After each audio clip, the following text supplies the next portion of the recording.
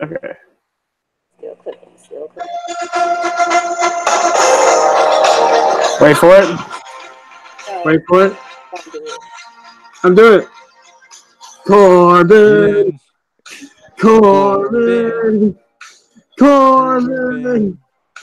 Deep six.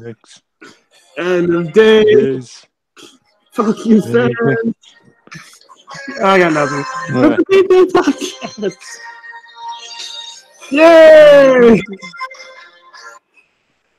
Why? It's CorbinMania, everyone. It's running wild. What you gonna do? Corbin, fuck me. Ladies and gentlemen, this is not the era of the man. This is not the era of Roman or AJ. One man. Oh, it's beautiful. Just wow, what a fucking week. Your sarcasm actually hurts. It does. It hurts me too. Welcome to actually making me ill. Well, that's good. Physically ill. Then I did my job. Welcome to episode 33 of the TPA podcast.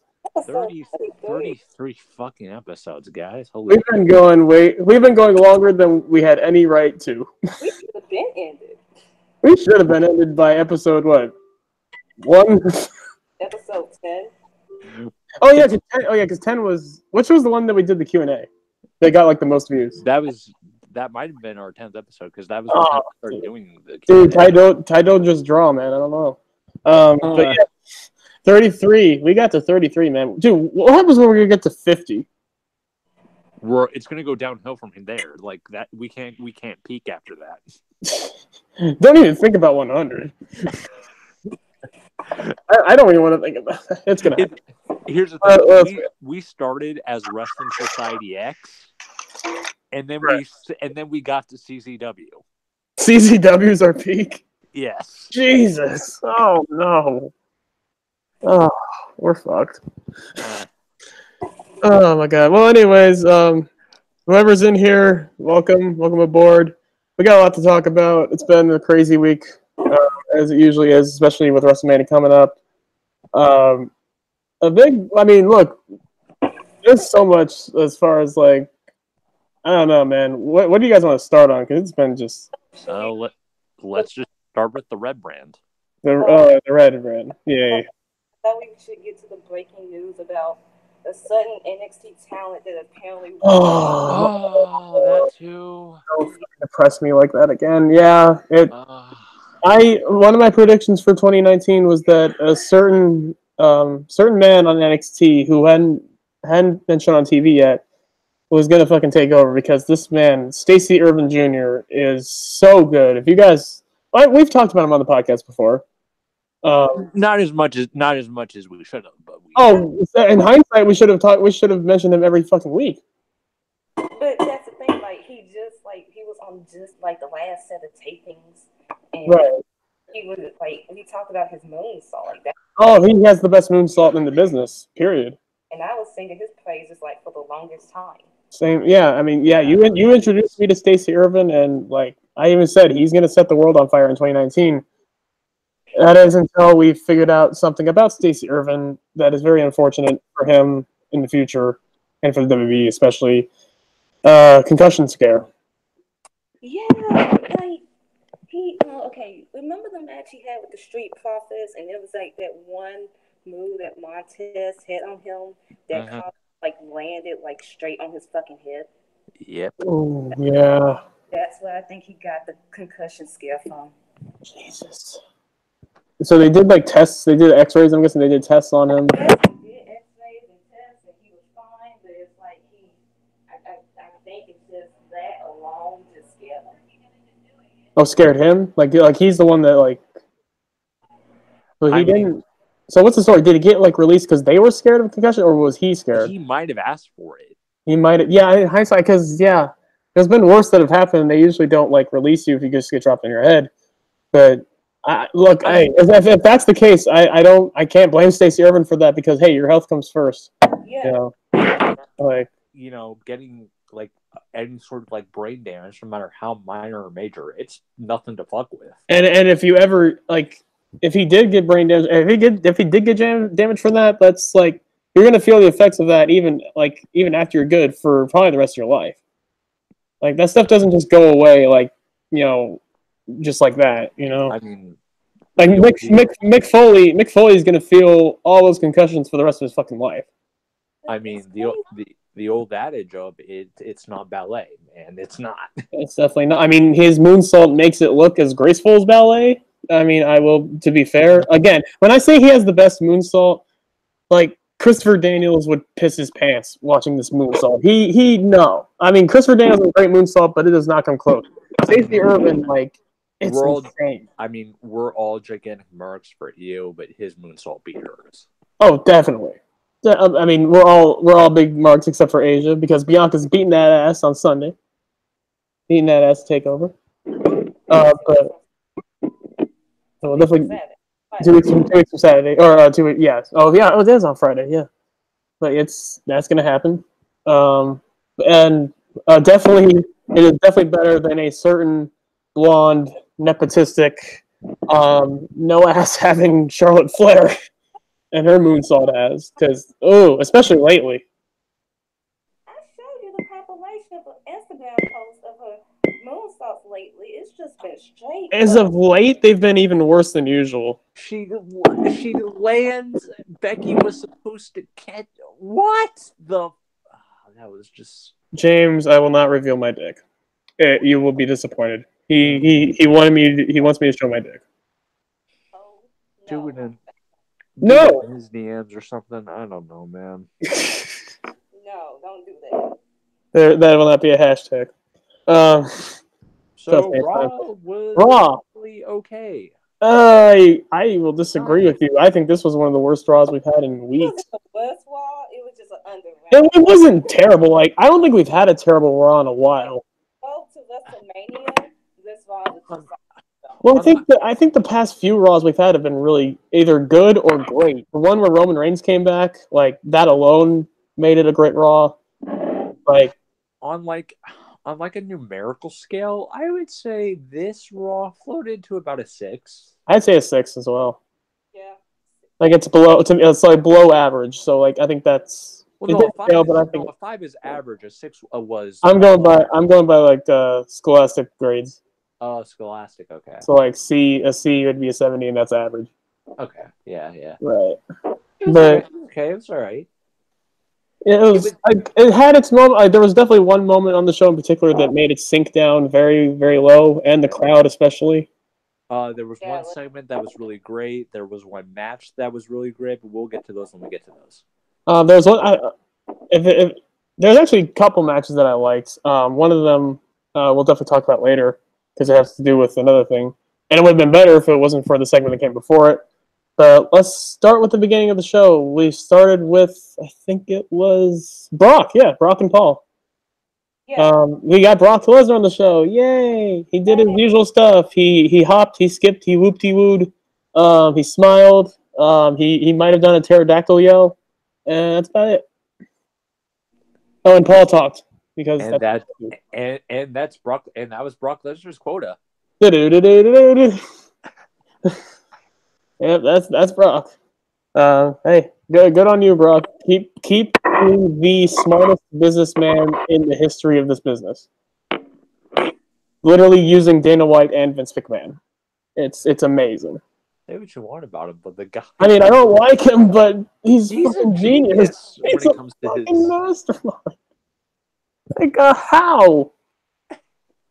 Oh my god, it's amazing. And again, okay, so we got there, but that's not the only thing that happened because you'd think Seth would come out, but no, fucking Drew. And here's the thing, Paul Heyman cut his promo, and he even called Seth an idiot because why would you want to face a beast like Drew? I think he even called Drew a beast or something. Yes, he put Drew over as fuck. He put Drew over, unlike the company that refuses to. Exactly. Thank you, Paul. And I guess Drew heard his name, and then he came out, and he just told him, hey, once I'm done beating Seth, I'm coming for that Universal title. And, yeah, Brock better fucking watch out. And then the second that happens, of course. Which I want to talk about Paul Heyman real quick. Okay. I think we tend to forget because his advocating for Brock is all he does now. It's the same old shit, yeah. Right. I think we tend to forget how good he is. He's legitimately one of, if not the best talker in the wrestling. Well, it's not just that too. He's a great promoter at other guys over. Oh fuck yes, dude! Like guys like you, we wouldn't be able to take seriously against Brock or whoever. Paul knows that. I actually have a legitimate question. Do you think Brock Lesnar would have been as much of a success forget UFC, forget all of that. In WWE, you think Brock Lesnar would be as successful without Paul Heyman? Well, I mean, we saw Brock without Paul in a brief period. I mean, it was one of his weaker periods. Right. I mean, it was a brief period that we didn't see Brock. I think this might have been like early 2001, early 2002, where we No, the 2000, he was with Paul for 2002 when he first came in, and then Paul left him Survivor Series 2002. He faced Big Show, and because there was tension between Brock and Heyman. Brock was getting sick of his shit. Give me Goldberg. Oh, that's later. Don't get me on that. Oh, fuck that promo. But he turned on Brock, joined Big Show, and Brock did well as a babyface for a little bit, but they immediately turned him heel because Brock's not a guy you want to root for. I'm sorry. For his stature, he's not a guy you should cheer for. He's someone he's not like he's a huge guy. It's not like he's impressive and huge, but he's lovable and he's just. Here's the thing.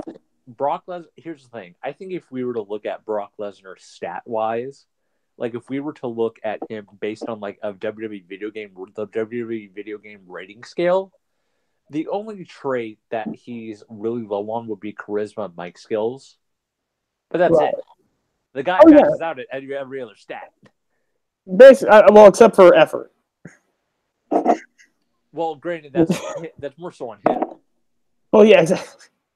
So, if we're going, I think Brock does have a charisma about him. When he enters a room, he definitely has a presence. Oh, he's terrible on the mic. He's horrible. He's terrible on the mic. He's good at everything else. And especially scripted promos, because I've seen his post UFC stuff. That stuff's pretty good. Oh, you take the script away from Brock. Brock's amazing. Exactly. But Frank Mir had a horseshoe up his ass.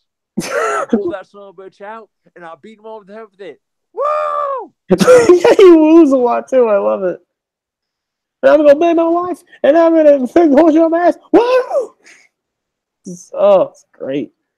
But scripted, like you said, give me Goldberg, and then he has the Tyson effect where he sounds like a boy. Paul putting over Drew is amazing. It is. I want Paul to start doing having multiple clients again. No, because remember what happened to Cesaro. Remember what happened to Curtis Axel. Remember what happened to Ryback. There's a reason why Paul only has one client. But Drew, though. No. Because Cesaro is, I'm not gonna say he's just as good, but he's up there, and all Paul did was talk about Brock Lesnar. Exactly. Okay, back on track. So then we get the match. No, then we get Seth Rollins beating the shit out of Drew McIntyre with a chair. Oh, he was giving it to him. And the only reason Drew is not dead is because he had that jacket on. I still did not care for the build. It's so lame. There's no build. None. Because Brock and Seth wanted to challenge Brock, but then Brock, left the ring like a coward. He's like, I got you angry. He's like, I filled my quota for the day. And all that shit. Quarter for the day, quarter for the month. Quarter for the month, yeah. Although, he lied about that because he would come out later in the night, but yeah, it's just, there's no build up to this. Seth Rollins cut one or two promos on him. Paul Heyman has been Paul Heyman. That's it. Nothing. Brock has attacked him a lot. Can anyone you want to see Seth defeating Brock Lesnar. I can't. Especially compared to the Daniel Kofi build, to the triple threat build, to all of this other shit that's going on. Come on, man. Compared to the Batista Triple H build? I'm going to say low-key want Brock to retain. I low-key want him to retain, too. I'm sorry, people. Y'all can hate me right now, but Seth is not doing it for me. If all three of them can't win, we will sacrifice Seth. I mean, he's a white man. We do not give a fuck about a white man here. And, well, not just that. He's also had multiple opportunities. If he loses against Brock, he'll be fine. Trust me. He'll be fine. He did not capitalize. We don't want to. Here's the thing: we don't want to root for the guy with the penis tattoo, but we're being forced to. What, Samoa Joe in TNA? God damn you! I'm the worst. You really are the fucking worst. God no, wait, you don't remember the penis tattoo he had on his face? I forgot, and then you had to fucking remind me. You fucking ass. You're welcome. Never forget. Never forget. But yeah, this build has just not been doing it for me. Seth is like, when was the last time? Because there was a period in time where Seth could do no wrong in the ring. He would have great match after great match. When was the last great match he's had? He still can, but like. Oh yeah, no, definitely. It's Brock though. And I just not even that, because the Ambrose feud happened. And if Seth Rollins keeps selling his fucking knee every single match, I'm gonna fucking lose my mind. Seth, sell something else. Sell Please. Your neck. Like, have Brock drop you on your neck. And give us a concussion scare. I'll take that at this point over. Like, come on, man. We're over it. We know you hurt your knee once, twice maybe, because of the Joe thing. It's old. It's. And yes, Jarvarus, thank you. I want the one that should retire Brock is Matt Riddle. Hopefully Brock will still be in the company by the time they call Matt Riddle up, because one of his things he's going to check on his list is to retire Brock Lesnar. And I want that. Riddle has said he's wanted it. I want it. I want what he wants. He's bro daddy. Well, we'll get to Matt Riddle later, because he's got a lot going on as well. He did some shit Wednesday. He did some shit. Oh, he did some fucking shit. Not bad shit. He didn't. Great shit. No, he did some bro shit. He was fucking working his ass off Wednesday. But we'll get to NXT when we get to it, guys. He's phenomenal. But yeah, more phenomenal than AJ fighting me. But yeah, we had this. God, okay, Sasha and Bayley happened after the Corbin thing. What happened before the Corbin thing of note? Fuck. And that's the thing about this Raw. It gives you I'm remembering certain segments, and I know what those segments are that I remember, but I remember nothing else. Yeah, exactly. Did the Revival do much on the show? I don't remember. I remember. I remember the really bad and the decent and the really good. There was one really good segment involving Sasha Banks going off, but we'll get to that later. Right. I remember the Sasha thing. I remember Batista Triple H. Of course. I remember Brock Seth. Should we just get to the worst? I guess. Go for it. Yeah, get to it. So Kurt Angle comes out.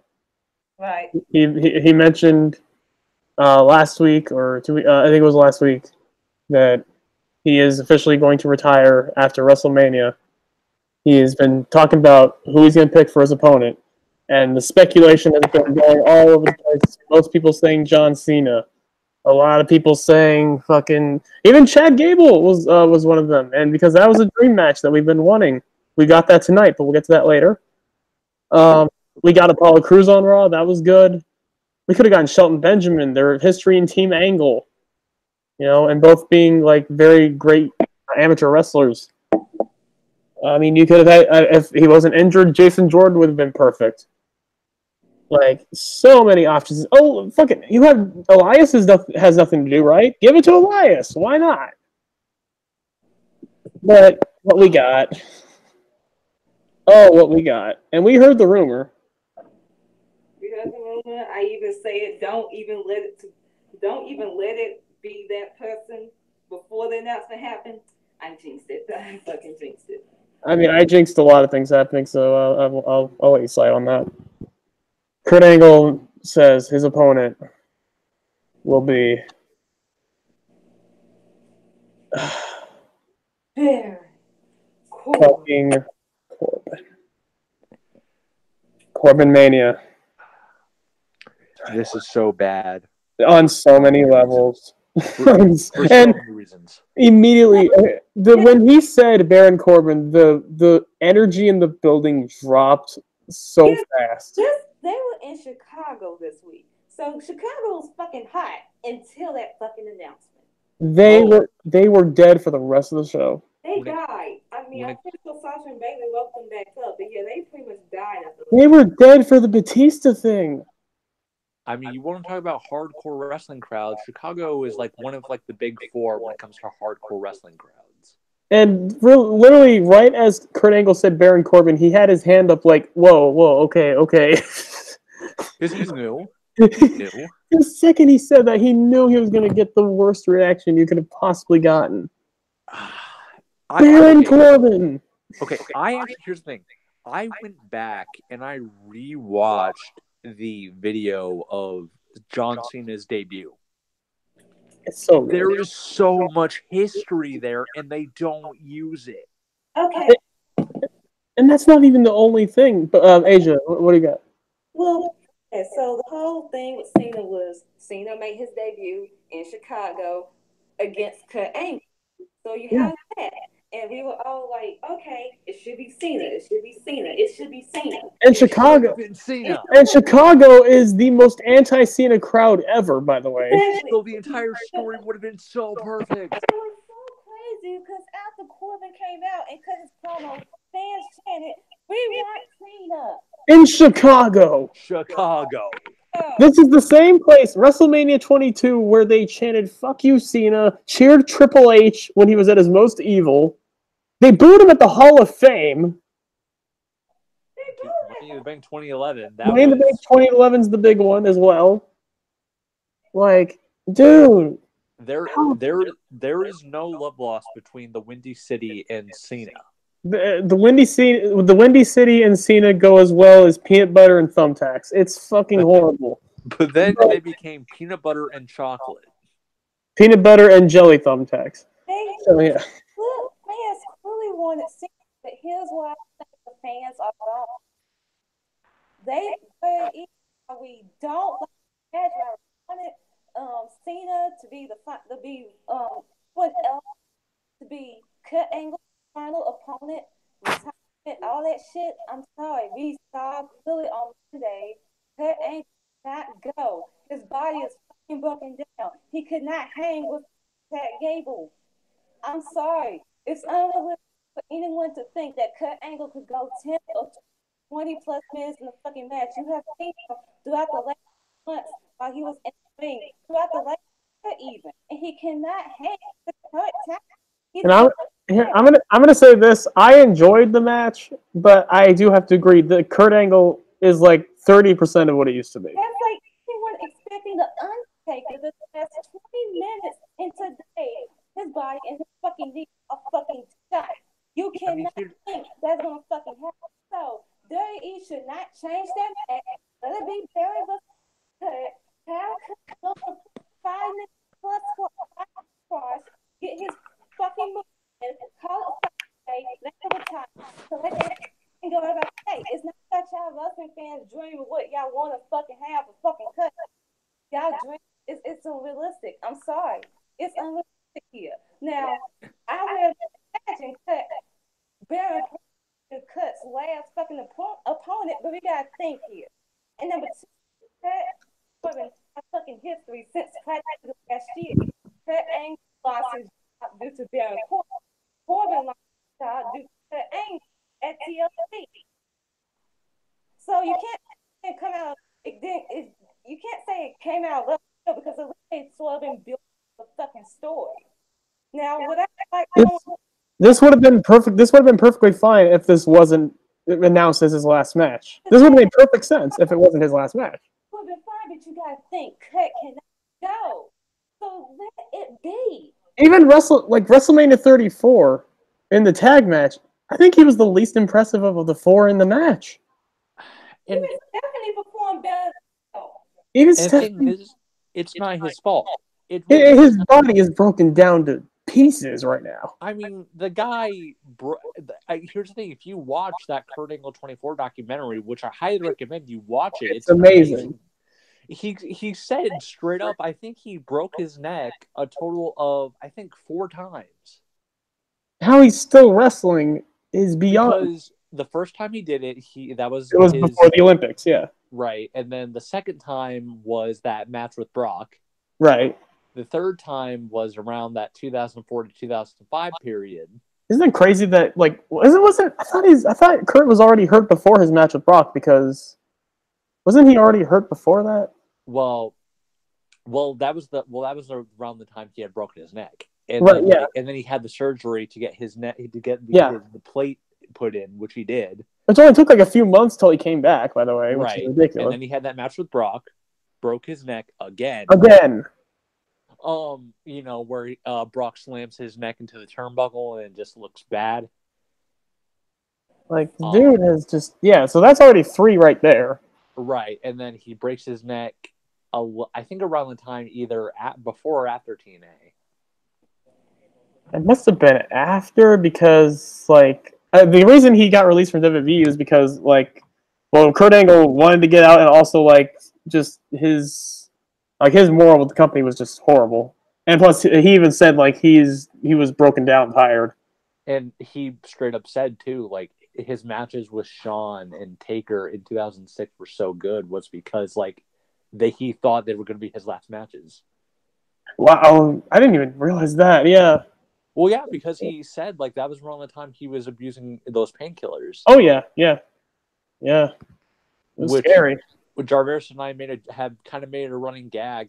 Kurt Angle, the best era of Kurt Angle was when he was on drugs, because that was when he was having those clinics. Yeah, he probably. Yeah, I would say his best matches came when he was. Yeah, his best matches came when he was on the shit. I think his best era overall. Milk and Cookies Kurt Angle to me for the win. the Kurt Angle with the hair. Yes. But as far as match quality, yeah, definitely wrestling machine Kurt Angle. Which it feels bad saying that, because you're admitting a guy was at his best when he had problems. Right. People say that about Shawn. Well, no, because Shawn, after he was on drugs, I think Shawn afterward. I think Shawn was better. I think Shawn was better afterwards. Yeah, Shawn was better afterwards. Which is crazy, because Shawn in the '90s was phenomenal. So it's amazing. Shawn is one of the best ever. But yeah, it's one of those things. Kurt's body is so damaged from again. You break your neck a total of 4 times. And you're not dead. Less men wouldn't be able to walk. People like Paige and Edge Edge broke his neck twice, didn't he? Yes, twice. Twice, and he's retired. And can never wrestle again. Kurt broke it 4, and he's still wrestling.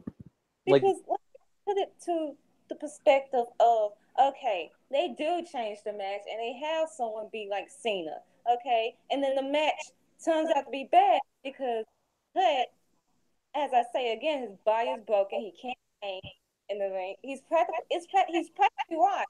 Everyone's going to be saying the match is bad because of Kurt. It's okay, you should have just kept the match what it is and let it be a 5-minute squash. I'm sorry, guys. Honestly, I'm gonna say this, and this might be controversial. I would say, have Gable turn heel, and have it be this kind of heel turn where it's he basically he's more heel than even Corbin. Disrespects Corbin, beats the shit out of him in kayfabe. So Gable is Corbin's replacement. And what I would do, I would actually have Gable and Kurt go 20 minutes at WrestleMania. But instead of a traditional wrestling match, they treat it like an Olympic style wrestling match, and they just have it be like a 20-minute scramble. Now, I look. I would love it, but you really like. Here's the thing with Angle Benoit. Like they had the same kind of match, but when they were doing their wrestling scramble, that was lasting for like 5 minutes. Right. If they did that for 20 minutes, I think the crowd would have probably like died down. Because I mean, we would love it, but like a lot of fans would like they wouldn't even know what to do at that point. Right. And I think it would be kind of like, and like here's the thing, like if Kurt doesn't have the stamina to do pro wrestling, I mean, when was the last time we've seen him like have like an Olympic style wrestling match? I'm sure he's done it like. I think he's done like some of those like special kind of things where he would do it for like mixing his amateur his Greco-Roman into his pro wrestling, like that style match. Well, but like I swear I remember Kurt Angle didn't Kurt Angle almost want to join the Olympics after '96? He might have. I think he was planning on coming back to the Olympics, like I think 2016 or sometime around there. But then the whole like save wrestling thing from the Olympics, which I have no idea if they did that, and I'm thinking for Kurt's sake they did. Exactly. Like I don't know. And watching wrestling in the Olympics, if you guys have never watched it, it's amazing. But that's a story for another time. I love it, but I mean I used to do it, so but yeah, it's a story for another time. Yeah, it's not Kurt's fault. Like it's not his fault. I'm on the opinion that you should never done this match. People was gonna get mad and then like all that shit, but let it be. Let it stay what it is. Corbin versus Cut. You don't have to like it. Now if they yeah, exactly. Protect Cut here. I'm sorry, you hoes. I'm sorry it's not what you want. I'm sorry that Cut can't put on a 20-minute match to save our fucking life. I'm sorry, but Cut is fucking washed. Let him retire in 5 minutes. Let him collect that check and go about his fucking day. Now, if it's not a squash and they're doing a 10-minute match and Corbin fucking wins, now that's when I would have a fucking problem. Exactly. Or, you know what? Kurt does what he said he did in the documentary. He decides, you know what? I'm going to ride the wave one more time. He decides to go 20 minutes and breaks his neck again. No. That's the thing. Because with Kurt Angle, I can almost see him being like, no, if this is my last match, I'm going to go all out. Because that's how he is. That's how he is, dude. Fucking stubborn. No, he should not be going 20 plus minutes in the He shouldn't, but tell Kurt Angle. Do you tell Kurt Angle that? Tell him that. Do you tell as Big Show put it, an Olympic level badass not to go 20 minutes? No, we do not want to remember Kurt's last match as being him struggling to do a wrestling move. We do not want to like. Oh, we don't. But again, at the end of the day, they're going to probably do well if they really went with Kurt Angle's wishes. They wouldn't have done Corbin in the first place. Let it be what happened with Taker Cena last year, which unfortunately is not even his retirement match because he's coming back to fucking Saudi Arabia. Jesus Christ. Taker is the Terry Funk of WWE. But he's worse because he's literally just doing the ones that get him the most money. Let it just be a 5-minute fucking squash and call it a day. But Kurt's like, but I can still go. My match quality. And now here's the thing: if Cena isn't, because here's the thing, I don't think Cena's not going to be a Mania. I don't think he's going to be a Mania at all. If Cena wasn't here for like 2 months of the fucking Mania build, Cena's not going to be at Mania. He would have been like they would have been done something with him. Or again, the only time I mean, they did have him there at WrestleMania 32, like when he came, but this is when he was still coming back from injury. Yeah, but yeah. It was for him to face Lars Sullivan, and then Lars Sullivan went AWOL because he has anxiety issues. So good. So honestly, that's good for Cena. Because he doesn't want to confront his fucking coworkers about what he said about people of color, about rape being rape is a gray area and all that fucking shit. I would love if like this was just a cover for the real story being John Cena just flat out refused to work with Lars Sullivan. I mean, what? That would be amazing. I've seen I flat out refused to work with Lars Sullivan. Like, I mean, if he thinks Baron Corbin is a dumpster fire, what do you think his opinion of Lars is? Because Lars basically is like a bigger Baron Corbin, except worse. Personality-wise, too. Personality-wise, even worse. Yeah. He fumbled the bag here. How you fumble the bag of pretty much you gonna have the biggest match of your career on, and it's your first feud on the main roster, and you gonna beat Cena. More than likely, he was gonna beat Cena, and then you went AWOL because oh shit, that came all the comments you said back then, and you have yet to apologize for said comments. Yeah, because I don't. It's not because of the big crowds, because he was there at a big crowd for the takeover. Did no one tell Lars that the internet is forever? Diamonds aren't forever, but the internet sure is. Has no one told him that? Has he not heard that? There are 4 things that are forever: death, taxes, Becky Lynch owning Charlotte's ass, and the internet. Simple as that. I'm supposed to feel sorry for Lars Sullivan? Boo fucking who? And so, do not change the match. Don't change the match.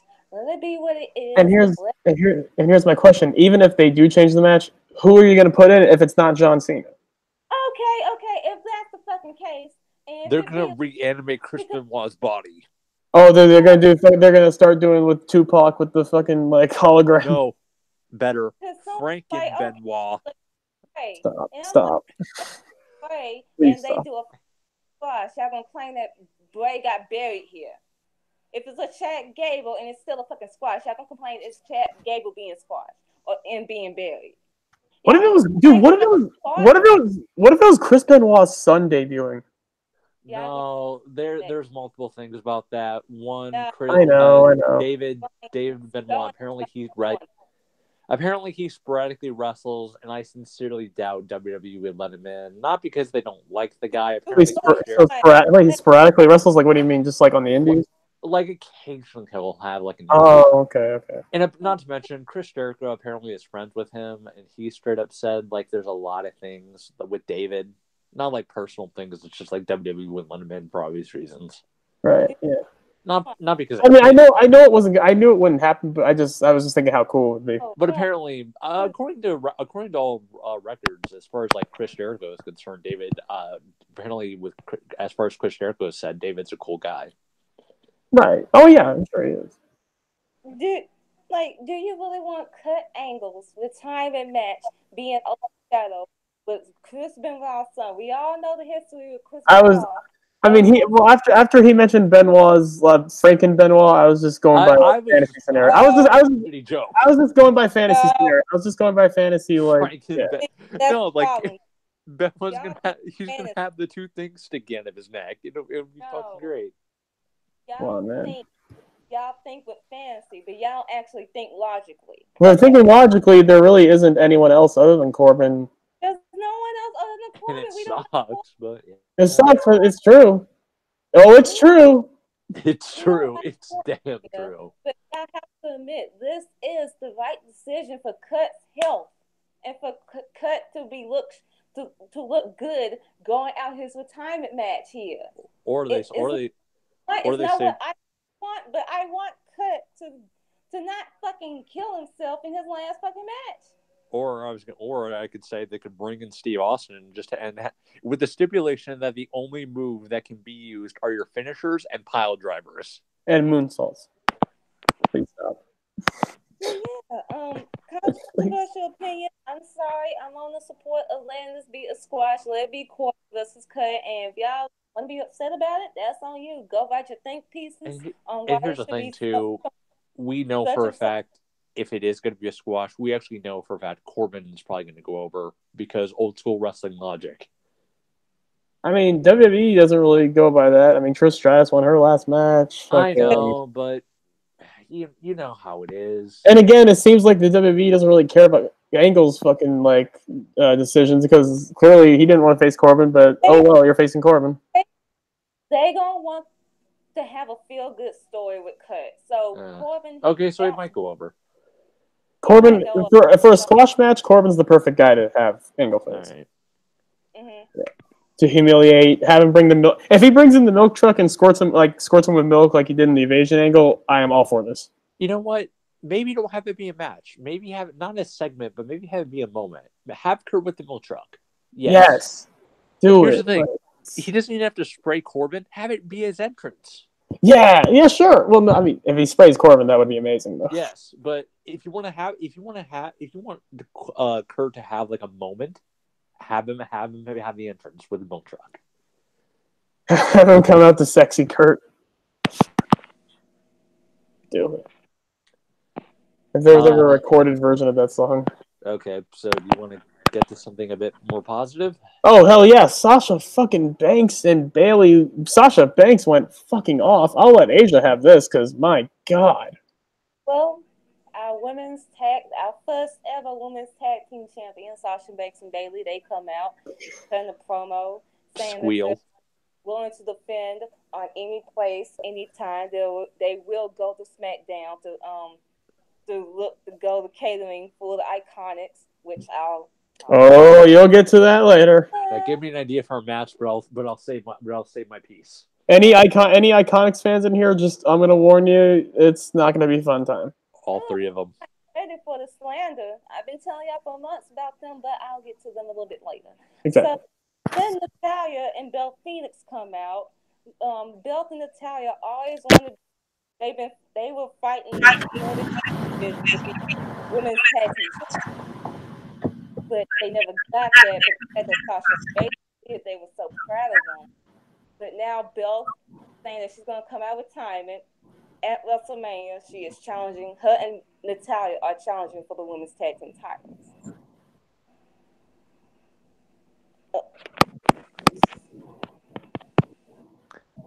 And Sasha proceeds to fucking murder her.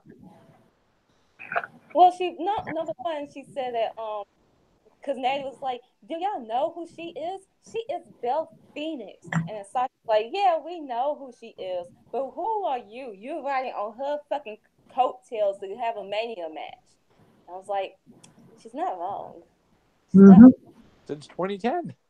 2010, they were hot shit. And then as soon as they split apart, what happened? Natty was bland, had no character, and was pretty much farting her way to mediocrity. So, just like her uncle. Except nowhere near as good. Or as racist, because, again, never forget, he dressed up in a goddamn Klansman outfit. But, yeah. Oof. Wait, what? I showed you that, against Virgil. He's not I'm talking about Bret Hart. What are you talking about? I'm talking about. I thought you were talking about Natty's father. Sorry, I thought you were talking about him. No. I'm talking about her uncle. Oh, her uncle never did that. Okay. So then they. No, I'm saying like No, Asia was saying Natty was never that good. Asia was saying Natty was bland, didn't have any character, and I was like, so her uncle just not as good. Not nearly as good. Jesus Christ. So then they all squared up. Then it was Natty versus Sasha in the ring. The match ended in practically like Nia coming out saying that you haven't accomplished what I accomplished. Meanwhile, I look at their stats. I'm like, Nia. You're a one-time women's champion. You won at WrestleMania. One-time women's champion. No one remembers it. No, you only held the belt for like 2 months. You won a Battle Royal. You never won an NXT Women's title. That's it. Belt, the multiple-time Women's champion, multiple-time Divas champion. She won an I Quit match. She has done a lot of things. Isn't it crazy to think that almost a year ago, Nia Jax won the women's title? Ugh. I mean, say what you want about Sasha and her 4 reigns with the women's title, but her reigns were memorable. Yeah, exactly. At least she had fucking good matches. It's not about how long your reign is; it's what you do in your fucking reign. And we can't say what has Nia done in those 2 months. A shitty PSA. That fucking promo after Payback, whatever. So more likely, and here's the plan. The plan is going to be a fatal 4-way tag team match for the women's title. Boston Hug, Deep Doom, Nia, Iconics. Nia and Tamina just do not belong in that match. Period. They're not in this fucking match, given how Nia didn't even want these women's tag titles. Exactly. Oh, but now they made them. Now she's all for it. And Sasha and Bailey gonna have to do a lot of fucking carrying because you got Rusty Belle Phoenix. I'm sorry, she's gonna be Rusty coming back. You have the green as fuck Nia and Tamina who needs a fucking shot at this fucking point, and Nia who can't even catch a fucking 90-pound bitch in Sasha. And then I get to the fucking Iconics, man. I have to do so. Wait. Do you want to save it for SmackDown, or you want to just do it now? Do it now, because I'm already on the women's tag team. Okay. All right, ladies and gentlemen, sit back, relax, enjoy. So, the past few months, I have been saying that Iconics have been, they're not good. They are not good. Everyone is listening and praising about the Iconics, how they been the first ones to win the women's tag titles, how they should be given more opportunities, how they should be on TV, all this shit, how they're iconic, and all this, and this, that, and the third, that we get the match between Sasha Bailey, the first appearance of Sasha and Bailey, SmackDown Live. We get it. And that's further proof my idea, what I've been saying for fucking months. Iconics are drizzling shit. For two women who've been in the wrestling business for 10 plus years, you've been on the indies, you've been through NXT, and y'all basically mediocre at fucking best, and people want to tag team titles. Fuck out of here. They are not good. They've never been good, in my opinion. Super Showdown when they face Naomi and Asuka. They weren't. And people are trying to kill themselves saying that they are and they should win. No, they should, in my opinion, they should not win those fucking belts anytime soon. Maybe even never. But yet, these same fans that praise Iconics so fucking much came fucking down on fucking Bella Twins. Yes, I'm gonna go fucking there at this fucking point. The Bella Twins are a better threat, are better in ring workers than the fucking Iconics. And the difference is that the Bella I have experience coming in. They didn't have a fucking entity growing as fucking up. But they were actually good. Nikki Bella can actually hang in the ring against a fucking Sasha Banks. Now is she at their level? No, but can she hang with them? Yes. Yes. That's the whole point. If you cannot have a good match with Sasha Banks and fucking Bailey, you're fucking done in my book. Banks and Bailey had to hold back against the fucking Iconics. They had to hold back because these two ain't fucking good. And the Billy Kay, the Lately horse is more scrutiny because you came for the fucking indies and you went through fucking NXT. I was hard on fucking Carmella throughout her fucking title reign. I've been hard on fucking Alexa Bliss throughout the 5 title reigns she got. The fact that she was on top for fucking long. Nia Jax, the way she fucking injured people left and fucking right. But these two are the definition of overhyped, overrated bullshit. And it either has to be they're not gonna be good at wrestling ever, or they're fucking complacent. So in other words, they're the new Alexa Bliss. No. What you said, they're the new Alicia Fox, if anything. Oh no. Behind this whole comedy wrestling. No, New Day is comedy wrestling, but they still give me good matches. Joey Ryan is comedy wrestling. I'm not a fan of Joey Ryan, but even Joey Ryan can at least work in the ring. With Alicia Fox and the Iconics is that Alicia Fox, she does do comedy spots, but we all know she's still a bad wrestler. I know you hate Priscilla Kelly, Asia, but we've seen her in the ring. She is better than the Iconics by far. It's not even close, actually. Fucking awful. Don't even get me started on Billy Kay. Billy Kay is the worst. They have more in-ring experience than Sasha Banks and Bailey. They have more in-ring experience compared to the fucking Kyrie Sane. In 2015, I thought Billie Kay was gonna be the shit, dude. I thought like, when I saw her against Becky Lynch on NXT, I thought she was gonna be so good coming, and then just I haven't seen a performance that good from her since. NXT did their very hardest protecting these fucking two. Their fucking hardest. I've been telling y'all for fucking months that these two weren't never good. And don't even get me started on their fucking characters. What are their fucking characters? What are they? Two Australian girls? What? The comedy isn't there. It's fucking forced at this fucking point. And then people want to say, give them a chance. They never be on SmackDown. No, you don't get anything you don't earn, and they haven't earned anything. We're not gonna do fucking participation trophies here until they fucking improve in the fucking ring. And at this point, they're never gonna improve because you've been here for 10 fucking years and you're basically shit. You're never gonna improve in the next 20. But yeah, people want them to win the women's tag team titles. Get the fuck out of here. At this fucking point, on the main roster, there is no team that is on Sasha and Bayley's fucking level in the fucking ring. None. I've been saying it for fucking months with these fucking two, but y'all ain't ready for that fucking conversation. No one on the main roster is ready for them. It's time for the Sky Pirates. I'm sorry. I've been saying this forever. The only other team on the main roster that can compete Sasha and Bayley's level is Riot Squad, but they in fucking dead water because they had to be fed to fucking Ronda fucking Rousey. They're basically treated like CM Punk in the Straight Edge Society in the tail end of the career. I really want someone to debate with me on this fucking Iconics thing in fucking chat. I want someone to do it. The Riot Squad at this point are literally the Straight Edge Society in the last month of their run. I want someone to actually debate with me on the Iconics with fucking bitches right now. Well, anyone want to do it?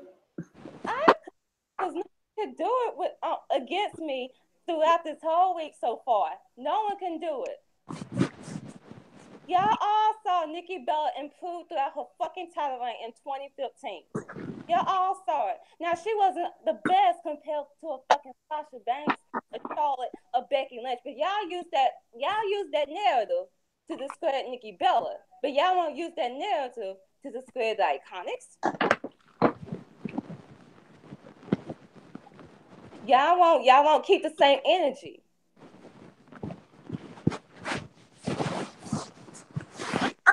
No, y'all mediocre and basic and trash. Keep the same energy. They're trash. They're pathetic. They have no form of charisma.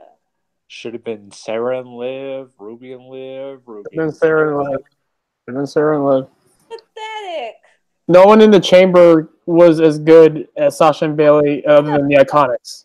Other than the Riot Squad. I'm sorry. Other than the Riot Squad. To say they had an impressive showing at the chamber. Number one, you had multiple fucking bodies in that chamber, so you could hide their fucking weak spots. Number two, they weren't in there that fucking long. Number three, everyone's talking about how they pinned Naomi, which was impressive, but still. One move. Name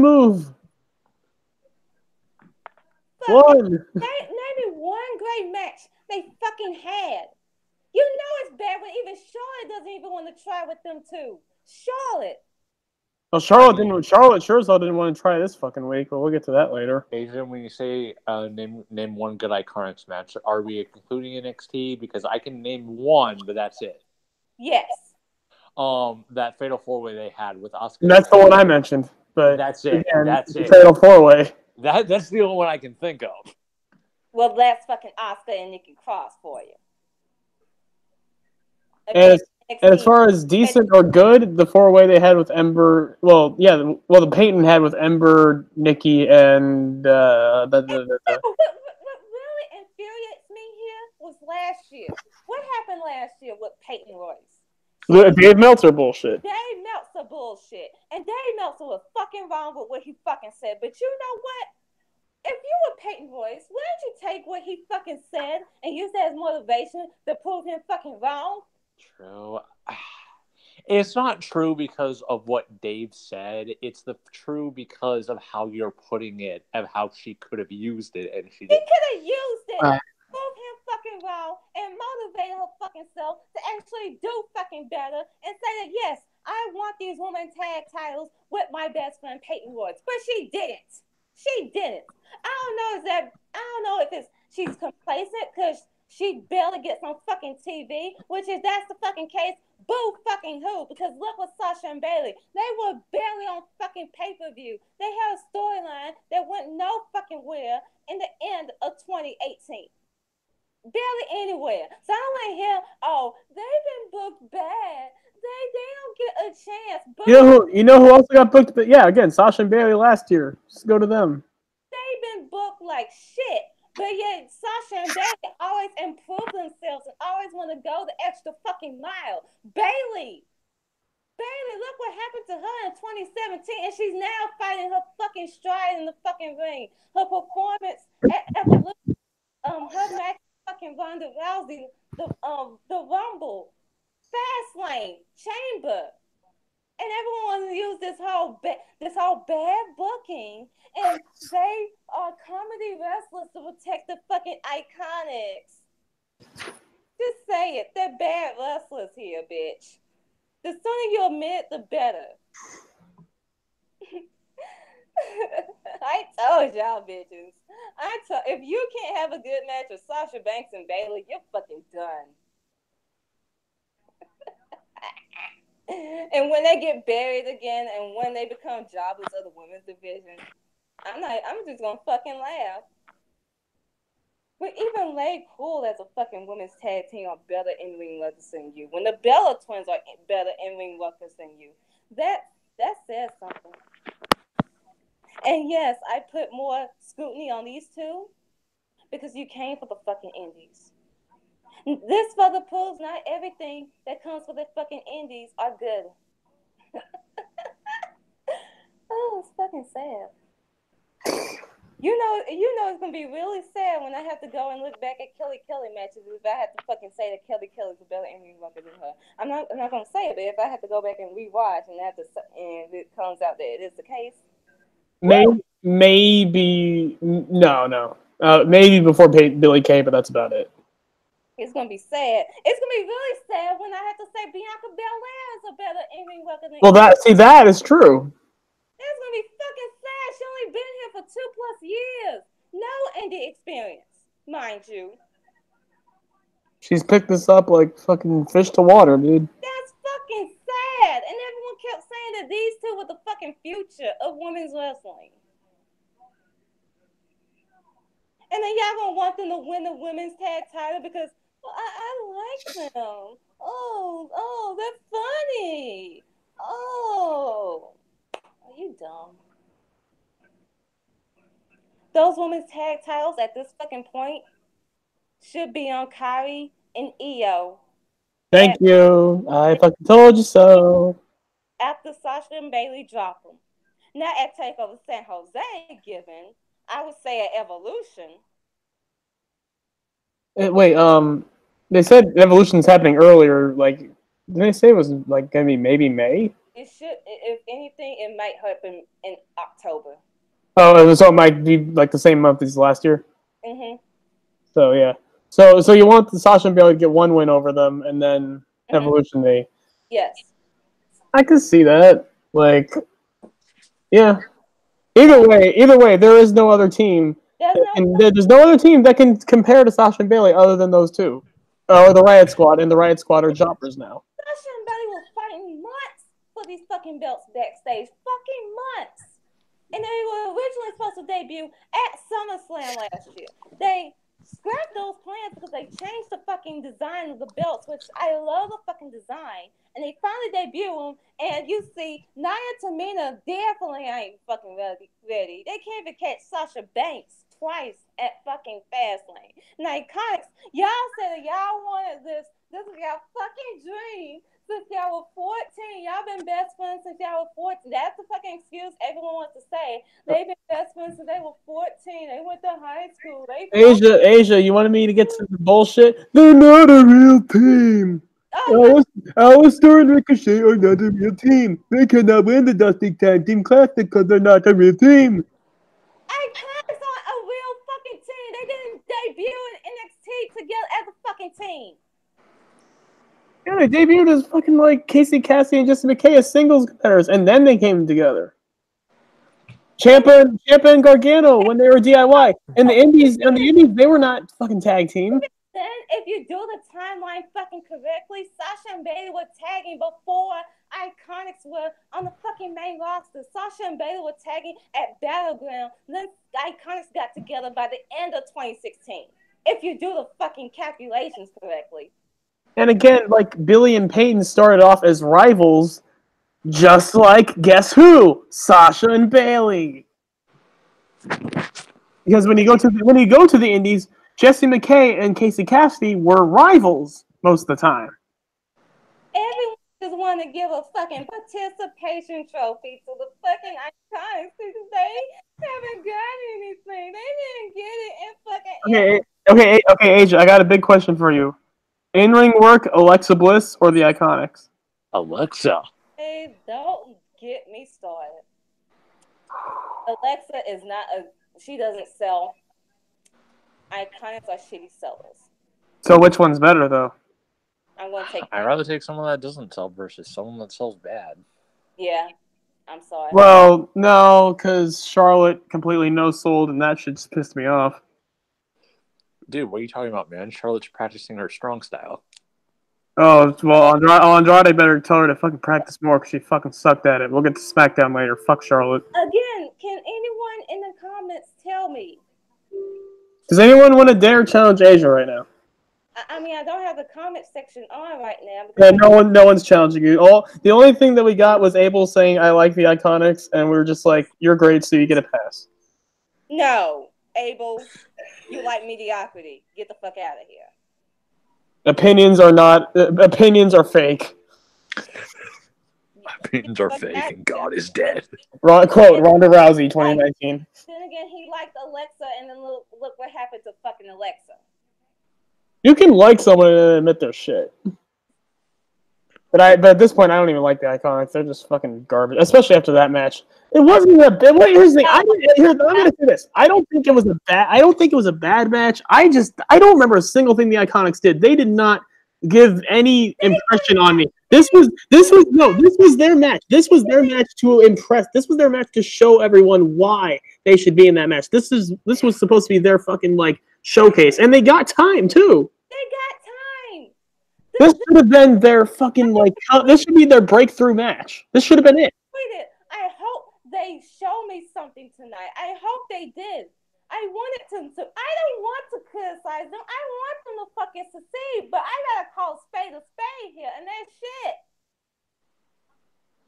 Yeah. Did not want to fucking hate them. I fucking liked them at one fucking point. But that's shit. Y'all gotta call spade a spade instead of them mediocre as fuck. You're more disappointed than anything. Yes, I'm disappointed. Because I see the potential and they just don't fucking fulfill it. It's either they're bad wrestlers or they're fucking complacent.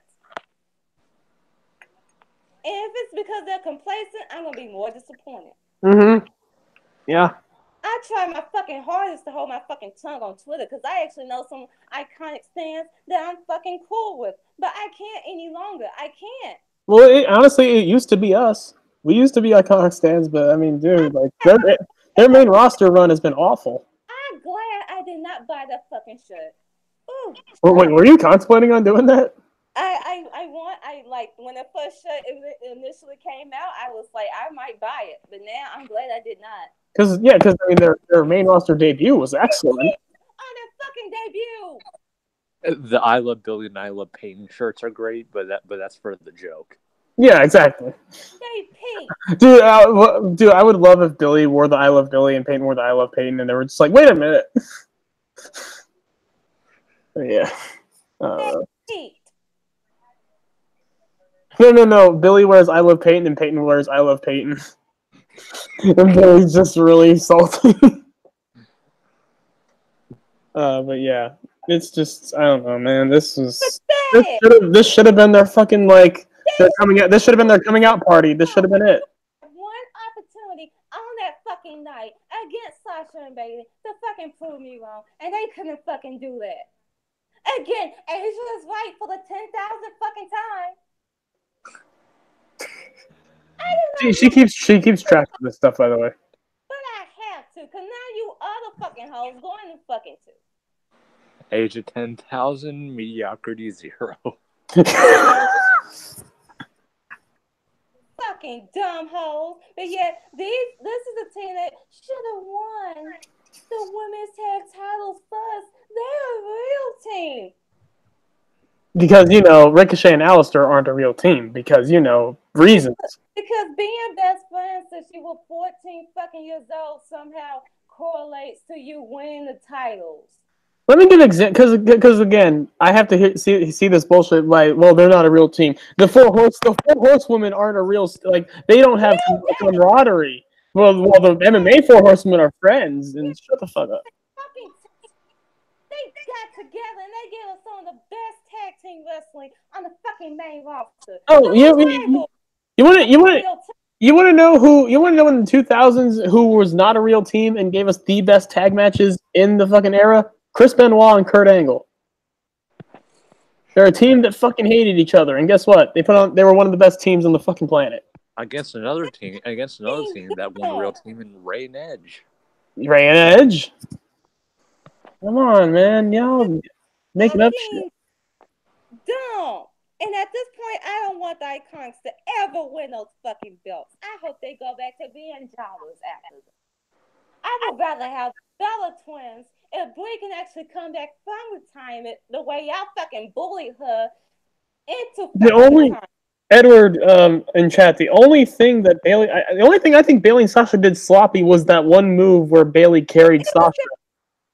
That they whipped on first time around, so they swing Peyton the other way and did the drop kick. And then Bayley fell over, which was kind of weird. You use that fucking excuse to try to validate the fucking Iconics, you dumb bitch. You cannot use that fucking excuse because we all know Sasha and Bayley are great in-ring fucking workers. And so if you can't hang with them, you fucking shit. You're always trying to bring up one fucking buzz to help invalidate Sasha and Bayley. But we all know that they are the reason these women tag titles are fucking here. We all know that they are the standard for women's wrestling in WWE right now. And you can't hang with them? You're pathetic. And y'all want to still defend the fucking Iconics? You're weak. You're weak. He said they suck, but I challenge you to deny that Bayley and Sasha did not work like sloppy against SmackDown. They're fucking get the fuck out of here. Y'all find the uphill battle by defending by Iconics right now. You are Obi-Wan. Opinions are fake. Asia is Obi-Wan, and every Iconic stand is Anakin Skywalker. No, fuck that. Everyone else is Anakin Skywalker. Asia has the high ground on everyone. Just remember that. And dude, at this point, no, she's not wrong. The Iconics. This was their fucking. This was their thing. Fucking months end. You saw, Cliff, what happened at the Rumble with the Iconics. Oh, dude, you didn't even catch that spot. I had to point it out to you. Explain this spot. So Peyton finally gets in the ring. Billy was on the outside, right? And then Peyton, she tries to do her, spinning heel kick. No, before that, Billie Kay does the worst fucking backbreaker I've ever seen in my life. Ugh. She literally, when I say she did a backbreaker, she placed her opponent on her knee. Literally placed her on her knee. That was her backbreaker. It was so bad. And it wasn't even you know how Demolition has their move, where Axe or Smash will do the backbreaker and will place them on their knees so that the other can do the elbow drop? No, Billie Kay does this backbreaker in hard quotes and then sets her up in another way. So the backbreaker was supposed to hurt, but she literally went placed her on her knee, and then Peyton Royce did a worse spinning kick than my grandmother can do, and she could barely walk without a cane. So come on now, she got. telling y'all fucking hoes about these two fucking mediocre bitches, and y'all didn't listen to me. Y'all did not listen to Listen me. to Asia! Listen to Asia! It's her world! You're all just living in it. Remember that. Iconic my ass. I'm glad Peyton did not win the NXT Women's title now. Definitely. Yeah, no. Jesus Christ. Ember should have won it off of Asuka anyway, so. Still salty over that. But who broke her streak? But who broke her streak? Who broke Asuka's streak? A Ric Flair with boobs. A shitty wrestler. No, let's get to SmackDown. We'll finish your rant, and I'm gonna get to SmackDown because I'm gonna fucking rant on Charlotte now. But yeah, Iconics are going to fucking WrestleMania. They shouldn't. They should be in the fucking battle royal, but they're in WrestleMania. But the point still remains: Sasha and Bayley are gonna fucking retain at fucking WrestleMania. Now, Iconics are never gonna get the tag titles. This is just them getting their moment now, and then they're gonna go back to being jobbers. Go back to catering. SmackDown Live. I feel so sorry if you're Iconic fan, you're not listening to this right now, but you're gonna listen to it in the fucking morning, and then you're gonna come back with some mediocre bullshit defending them. Go ahead, watch your think pieces. Now you can. Jarvarus just said, "This is my world, though. I'm rich." I'm like, tell Asia that. I challenge you. She knows she doesn't care about your money. She'll take your money. Take that money. But I'm is your money, Jarvarus, gonna help these fucking two become better in-ring workers? Jarvarus, can you pay them off to get talent? I mean, maybe he can. I'm sure Jarvarus can. I'm sure he will try. Hard work. He's created another word for how much money he has. He doesn't have billions or trillions. He has, like, what does he even call them? Like, shillions? Like, not even gazillions. Like, it's beyond, like, you can't even count it. It's infinity. But yeah, SmackDown Live. Well, so since you said all that, I might as well give can I give my analysis on the tag match that we got?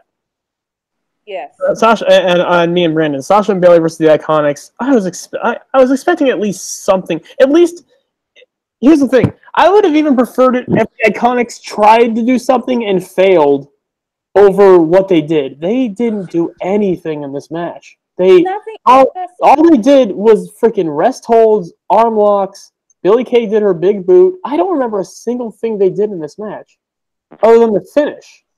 I would have rather because in the chamber, at least, while a lot of the stuff they botched, at least they tried new shit. At least they gave effort. This was just, they were phoning it fucking in.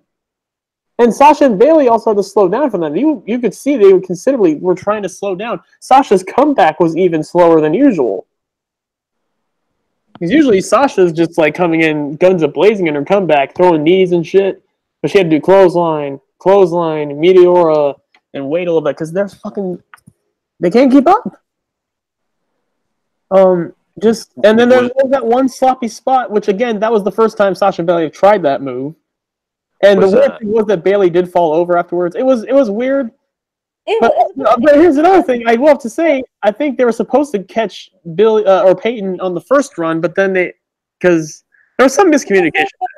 Closer to the rope, so Sasha didn't get up in time to do the drop kick, so that's why they swung on the other fucking way. But then again, that's the first time they've done that move. Like, I can excuse that shit. Was this as slow as that one match in CMLL? No, nothing will be slower than that, even if you put this match on slow motion. But it wasn't even, I don't think it was a bad match, because Sasha and Bayley they do their thing, and they're great. And it was just a nothing match. Like, this was supposed to be the match for the Iconics. Iconics have been pushing for this match for weeks now, with promos on Twitter, with this... Everyone was like, they always in catering, like, they should be build up, all this fucking shit. And I was saying, yes, they should be built up. But when they do, when those women... You even said the team that should take him off would be at SummerSlam, and you said the Iconics would be a perfect option. I said that it should be the fucking Iconics taking the belts off of Sasha and Bayley. So Asia is 99% of the time right. I said, but that was before. Mm-hmm. That was before the train wreck we saw. It was, yeah, exactly. After this, I mean, we know no, they are not taking those titles off Sasha Bayley. No. Or at the very least, they shouldn't. They should not. And to be honest, they will not. They won't. They really won't. It's the Sky Pirates, man. I'm sorry. Like, they're taking them off of Sasha and Bayley. Unless if Brie Bella decides to come out of retirement and they decide to go full time and they want to put the titles on the Bellas, I don't see anyone else taking them off except for the Sky Pirates. You can look, but you can't touch. It should be done, to be honest. If you want a heel team to do it, Riot Squad or the Bella Twins. If you want a face... What if we got Sky Pirates versus the Bellas? Ooh. Hey. Ooh. The timeline will be shaking. Dude, you're going to want the Bellas to win so bad, so everyone's going to be pissed off. It's not even the fact that she hates Io, she just wants people to... Exactly. Oh, I know she's trolling with Io and Kairi, but there have been times where she's convinced me that she actually hates Io. Well, no. Asia just lives for the salt. Oh, yeah, she lives for my salt, your salt. She's doing Lana's gimmick, but better. Her diet is salt. Salt and cornbread. Which has got to be some, like, major cholesterol issue. Yeah, Asia, are you okay? Like, check your heart. Bitch, I told you my health fucking issues, and you want to joke about this shit. I'm talking about cholesterol. Okay? Right. I barely fucking eat as it is. Why would I have cholesterol issues? I know. Because cholesterol, there's a joke. It's somewhere, but it's bad. It's really bad. As usual. Bad, like Charlotte fucking moon salts. Can I have the floor now? Yes, you can have the floor, pussy. Charlotte fucking sucks. Okay, this segment. Oh, really? What? Let me ask you people this question. I was fine when Charlotte first got added to this match because the reaction, everyone was pissed, and I was like, Charlotte's finally owning up to her nepotism. She's finally getting a fucking character.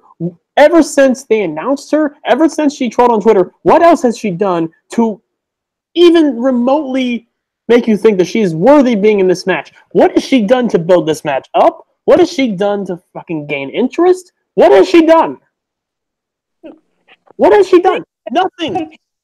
Compared to what Becky Lynch has done, which was slap Stephanie. She cut a promo on Ronda at the Warriors game yesterday. Yeah, Becky Lynch is doing more promotion at a freaking basketball game than Charlotte is doing on TV. It's pathetic. It's a joke. It's pathetic. It's a joke. And then you go on the Ronda side. She did an amazing segment. I have loved Ronda's heel run. Look, Ronda, you're still a piece of shit. I'm not gonna let you go, but man, congrats on the work you're doing. This is the best work of your career by far. Like going outside the whole stupid wrestling is fake. If you just go by the segment she's been having on Raw since her heel turn, firing on all fucking cylinders as a heel. Great, great stuff. Even the segment this Monday in which we timed it. It was fucking 18 seconds against Dana Brooke. Dana stood no fucking chance. They hyped it. They actually convinced me they were going to go distance, but no. I was predicting 2 minutes 30 seconds. I was thinking at least some shine, but nope. I mean, I'll give them credit. They gave Dana fucking promo time before the match. They did, and they did. Dana, that cell scares me. Oh yeah. Yeah. Ooh.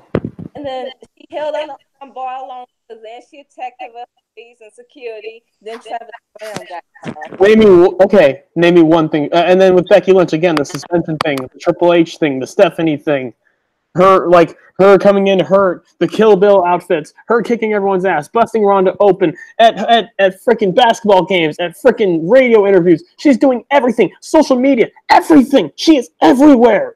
What is Charlotte doing? What is Charlotte doing? No, What has she said? What has she said since being in this match? What has changed about Charlotte? What is she? Nothing. And in this segment, in this fucking segment, okay, sorry. It's just cut promos. That's all she's been Cut doing. the same damn promo every fucking week. Oh, you're gonna chant Becky? Oh, chant Becky. That's hilarious. I'm taking her spot. Yay me. It's the same shit every single week. What has she said of value? What has she said? What has she done to make you think that she is even, like, she's getting no interest in this match? It's all Becky and Ronda. I was going to try to defend this triple threat, being like, hey, maybe Charlotte could add something. Maybe she could be the defined heel in this promo, in this match. Even though now they've turned Ronda heel, so now you already have a defined heel. So what is Charlotte's role? What is her role in this match? It was to eat the pin, but I doubt she's even doing that. So she literally has no purpose in this match. Her only purpose is so they can say that she was a part of the first ever women's main event. Does she have the credibility? No, because she keeps losing to Becky on every freaking live show and has lost to her all of 2018. So she's been Becky Lynch's bitch. She lost to Ronda Rousey. She got DQ'd. She has no right in this match, period. And then we get to this week. This build. Look, Charlotte, you have 2 weeks. Charlotte, you have 2 weeks to prove, to show us that. Give us a reason. Give us a reason why we can. First of all, give us a reason why we could believe that you're ever going to win that title. No one thinks you can win. You don't have a shot to win that belt. She has not convinced me. She has not convinced you. She has convinced no one. She has been losing to Becky on live shows every single week. She lost to her all of 2018. She has said nothing of value to Ronda. She has said nothing of value to Becky. She is literally a body in this ring just to fucking be there. Just for the company to jump off to the fact that Flair is in the main event of WrestleMania again. That's all she's there for. To this whole fucking feud, she has not added any value. And then we get to her ring work. I will show you guys some of the live matches that Charlotte and Becky have been having because Charlotte has been looking like shit. Charlotte has not been trying. Her moonsaults have been garbage, more so than usual. Her moonsaults. Why? Just stop. At the what? Do we even need to go back to the Royal Rumble? Her performance at the Rumble was fucking garbage. Just stick to the corkscrew moonsault. Get rid of that other one because they're just straight up shit. She was supposed to get caught in the disarmor, but she landed on her feet and then placed her arm. It was so bad. And God. She's got the same promo every week. Dude, the build up. She lost to Becky. I don't care if it's by DQ. She lost to Becky on one freaking leg. She fucking she hasn't even wrestled a match on TV since what? Since when? Maybe once after the Rumble? The triple threat between Carmella, Becky, Charlotte to see who will face Asuka. And that was a month, 2 months ago? 3. It was 3 months ago because it was for TLC. Oh my god. 3 months ago. That's been 3 fucking months ago. Fucking SmackDown. And then we get to tonight. This segment pissed me off so fucking much. Not even because of... Here's the thing. I'll get to the positive, first of all. Becky Lynch and Charlotte appeared on the debuting... the Kevin Owens show has been a thing on the internet forever. And, but this is the first episode of the official talk show, the Kevin Owens show, the KO show. Mm-hmm. I love Kevin Owens as a talk show host. He has, the talk show cue cards, the game show cue cards. Which, if you've never seen the Kevin Steen show, I love it. I've seen a few episodes. It's great. He has the cane mask usually over the Kevin Steen show sign there. It's great. It's wonderful. He's great at it. He's great. He's I hope this definitely continues. If he retires, he needs his own podcast. Oh God, yes. If Cole Cabana can have his own podcast, fucking Kevin Owens sure as hell should. But yeah, I like the format. He's the first interviewer for a talk show I've ever seen where he's encouraged them to fight, which that's great. It's about time someone cuts through the bullshit and is well, you guys are here to fight, so just fight. Which also makes him a great babyface as well. But then we get to this. First of all, Becky Lynch got no mic time this entire week. I'm not gonna complain about it because Becky Lynch is already a fucking star. Whatever. Even though, I mean, come on. I'm sorry to interrupt. But on the NXT live event, they're doing a test run, and it's the main event of the live show. Shayna Baszler, saying Io Shirai, and Bianca Belair for women's title. So They're doing They're doing a test run for the 4-way. Oh my god. Yes. Oh Jesus. Yes, please. So yes. I mean, I heard someone say when they saw Riddle versus Dream, they said that match, the Riddle Dream match, is going to steal the whole weekend because they said their chemistry was incredible. But I wonder if that's the clear sign that it's part of the main event takeover. It should. It should. I mean, I'm pretty sure Corbin. Pretty sure Dream and Riddle main evented their live event, but I mean the 4-way should main event anyways. But anyways, getting back to the segment, Charlotte cut like a 1-minute promo that was the same old bullshit. Was something about like how I'm like WrestleMania, like you guys are scared of me. I'm the chosen one. I'm gonna beat you. Blah blah blah blah blah. And then Kevin said, "Becky, your response," and then backed away because he knew Becky was just going to beat the shit out of Charlotte, and she did. But then we get to this brawl. I'm not stressing when I say that the brawl Becky Lynch and Charlotte had on this episode of SmackDown was literally the worst brawl I've ever seen on a professional wrestling show. And there's one reason why. Charlotte didn't do anything! Not even that, just that. She didn't let Becky do anything either. This woman no-sold everything. Stood there like the stiff that she is, the useless stiff that she is, didn't even try. Becky Lynch was trying to suplex her, was trying to do a fucking push into the barricade. Charlotte would just stand there and just fucking do nothing. Just the worst brawl I've ever seen. Charlotte literally pulled a Royal Rumble. You guys remember the Rumble where Alexa Bliss was, going through her shit. She was doing all her moves. She was on the House of Fire. All that shit. Then she gets to Charlotte. She's trying to do this whole DDT thing. And then it's like a tilt-a-whirl DDT. And it was like, holy shit, Alexa, look at you go. And it would have been so cool because Alexa Bliss was really actually impressive in that Rumble. And if she hit that move, that would have been like, holy shit, Alexa Bliss is really actually getting good now. But no, Charlotte literally laughed it off and no-sold it and just did nothing else. She damn near dropped Nia on her head. She did a shitty moonsault. What has she been doing of substance since fucking TLC? TLC, she did great, but ever since then, in the ring, I have not seen anything from Charlotte that has given me any reason to think that she deserves this spot. She does not at all. And honestly, at this point, I don't even want her to face Asuka. She no-sold Becky the entire brawl. Just did nothing.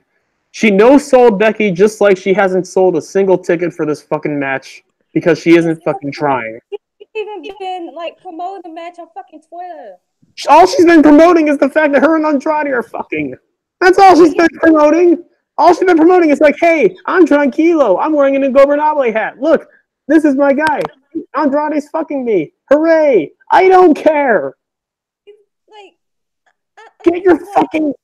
seriously, Charlotte better fucking get her goddamn priority straight because this is ridiculous. She has not tried to build this match up at all. She has not been putting in the work. She has been fucking phoning it in for the past few months, and it's fucking sickening because I wanted to like Charlotte, but after tonight and after the build-up that she's been doing, what the fuck? She does not belong in this main event. She does not belong... Honestly, at this point, she doesn't even belong in a women's title match. This is pathetic.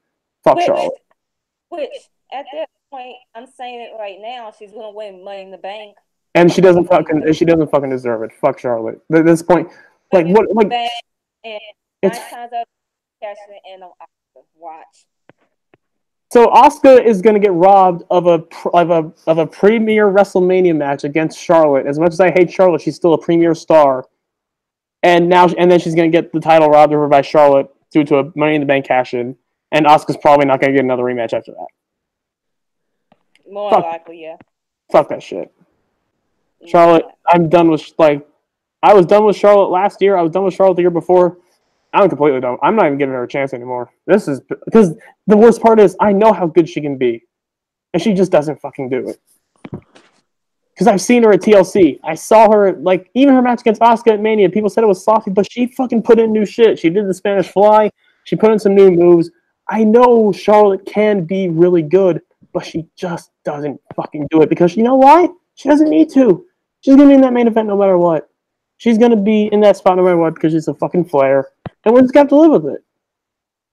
But Charlotte has just dropped off in quality. I tried to give her a chance, but after the build-up, I use that term very loosely with Charlotte because she has not done anything.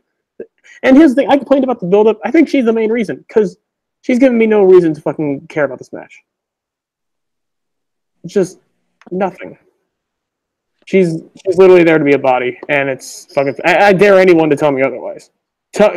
Someone give me a good reason why Charlotte should be in this match. Anyone. I can't. Because the main reason I had was for her to eat the pin, and so they could protect Ronda on her way out, since Charlotte is the heel and Ronda cannot handle all the booing and shit. But they turned Ronda heel, so what's and that's what I mentioned that like the only reason she was there to be a defined heel or to eat the pin. But it looks like from the shit that Ronda pulled, they're gonna make Ronda eat the pin or to tap out. So literally, Charlotte is gonna have no freaking like involvement in this reason to be involved in this match. The only reason she's gonna be in this match now is so they can have her name in the history books of being because Charlotte gets everything. It's not just a storyline. Charlotte gets everything, and she deserves maybe 10% of it. She's fucking garbage. She knows like she's the new Randy Orton. She's the new Randy Orton. She will try 10% of the fucking time of her career.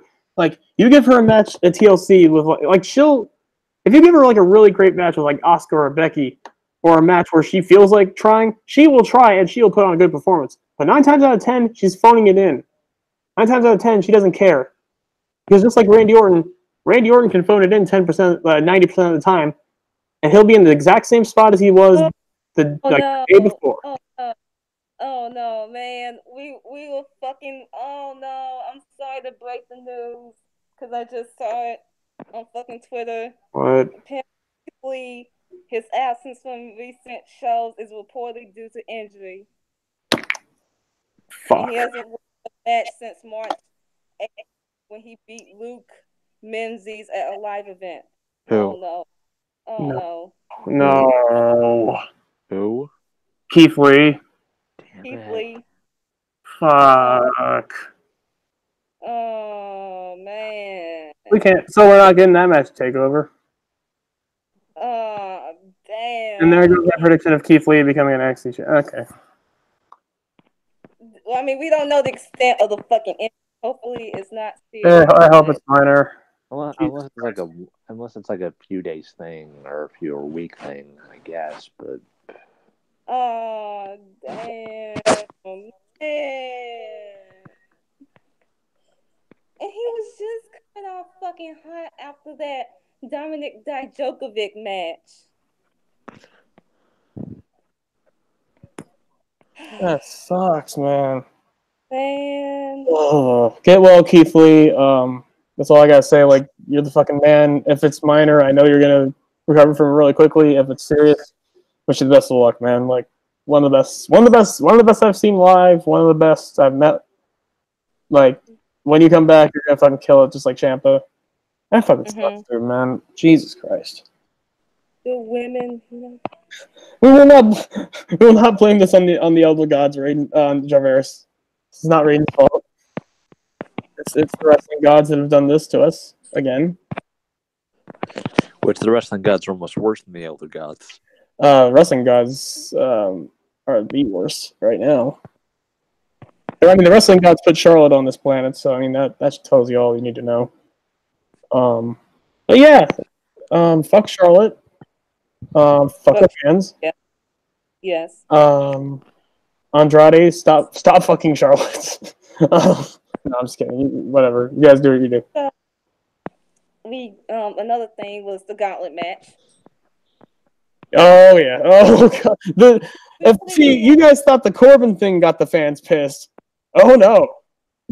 Because that's all we had really was the gauntlet, Sasha and Bailey, and then the Oh no, the Miz promo. Oh yeah, the Miz promo. Yeah, that's right. He started the show. This promo. This proves to me right now that the Miz as a babyface is not like, because here's the thing.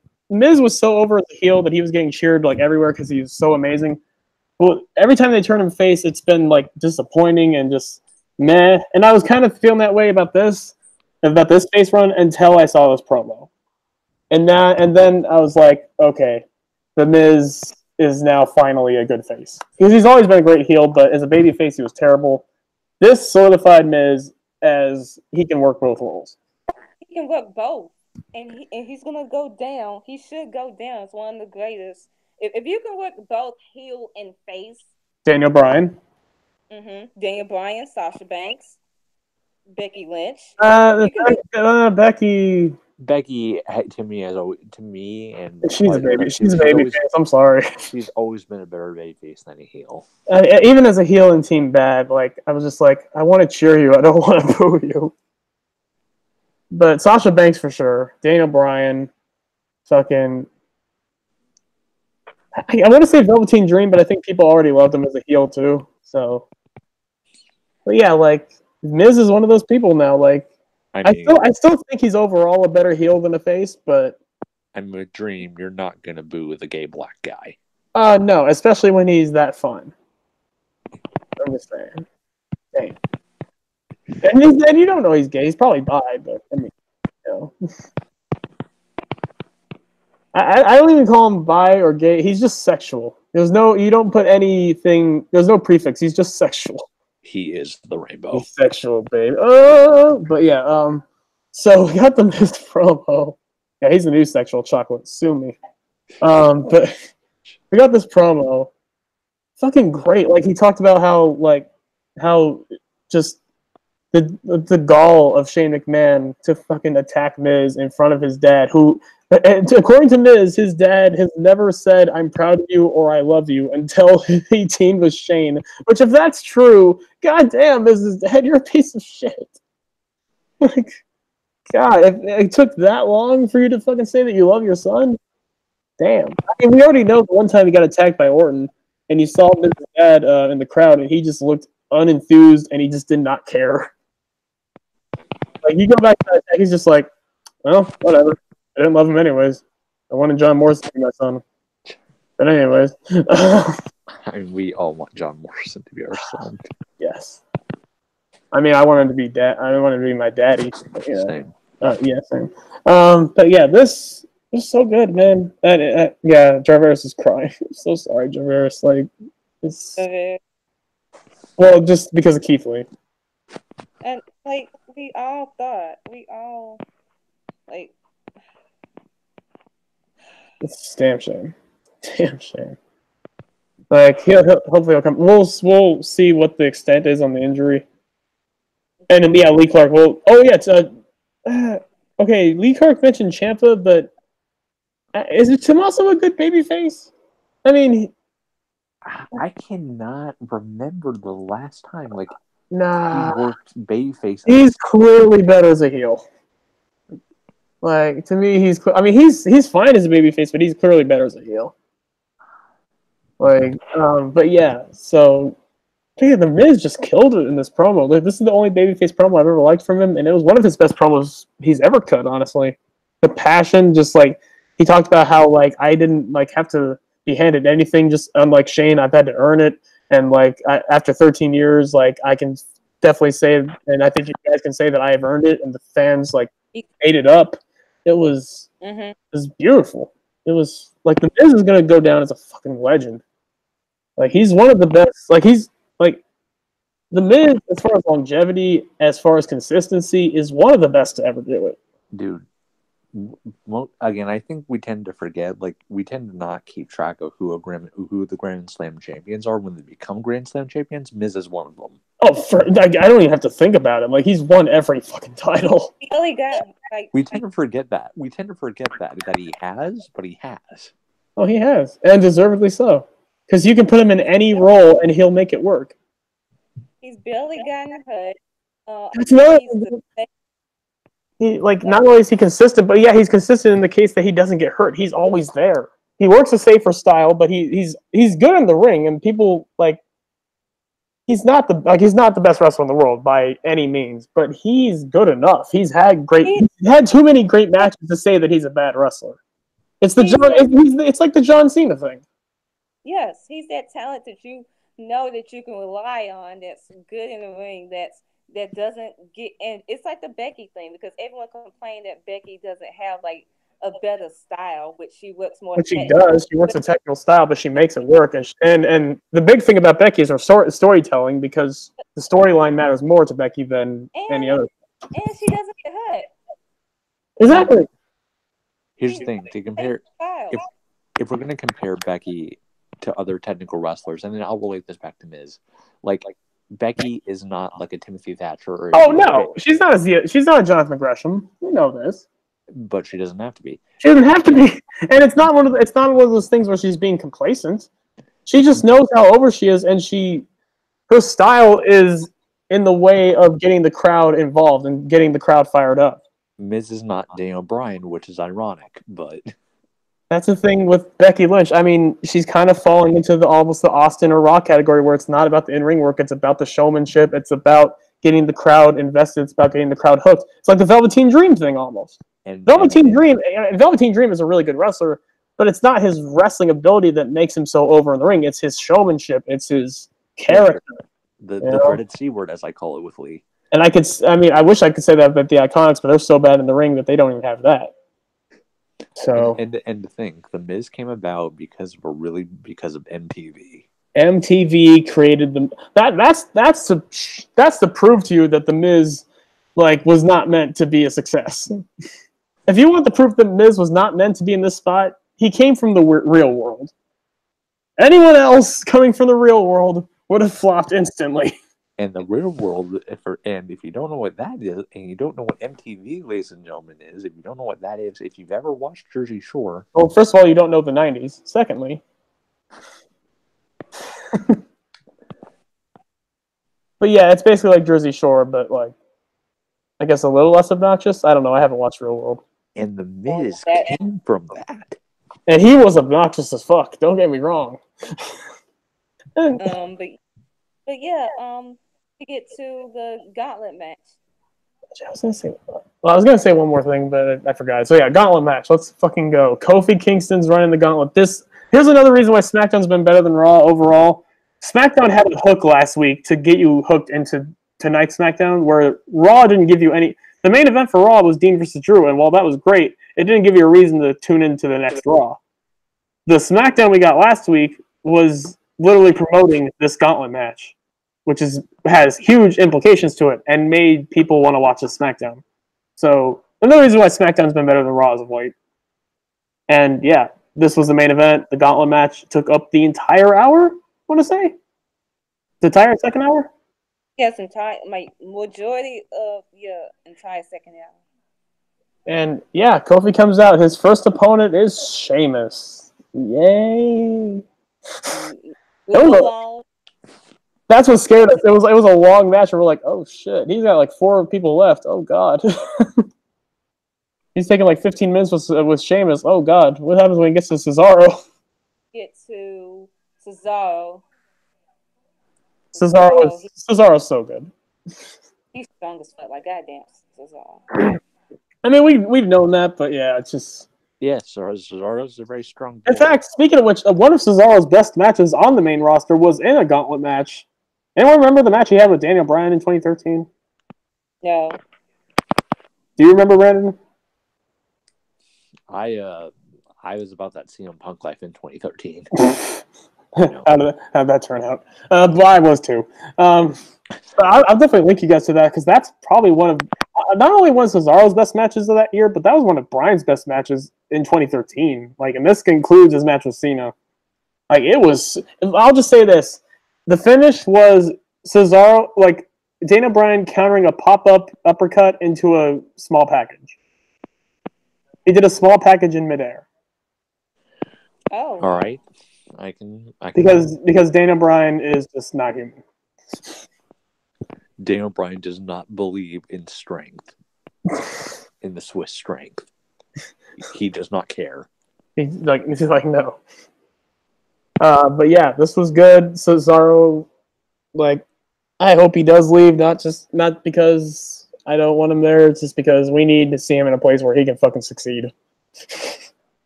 Because man, they fucked up Cesaro too fucking much. I was gonna say the only excuse I can give is that Cesaro has never been a good promo. That's the only excuse I can give it. So then we get to Samoa Joe, right? No, Rowan. Okay, then I don't blame you because Rowan's very forgettable, but yeah. Then we get to Samoa Joe.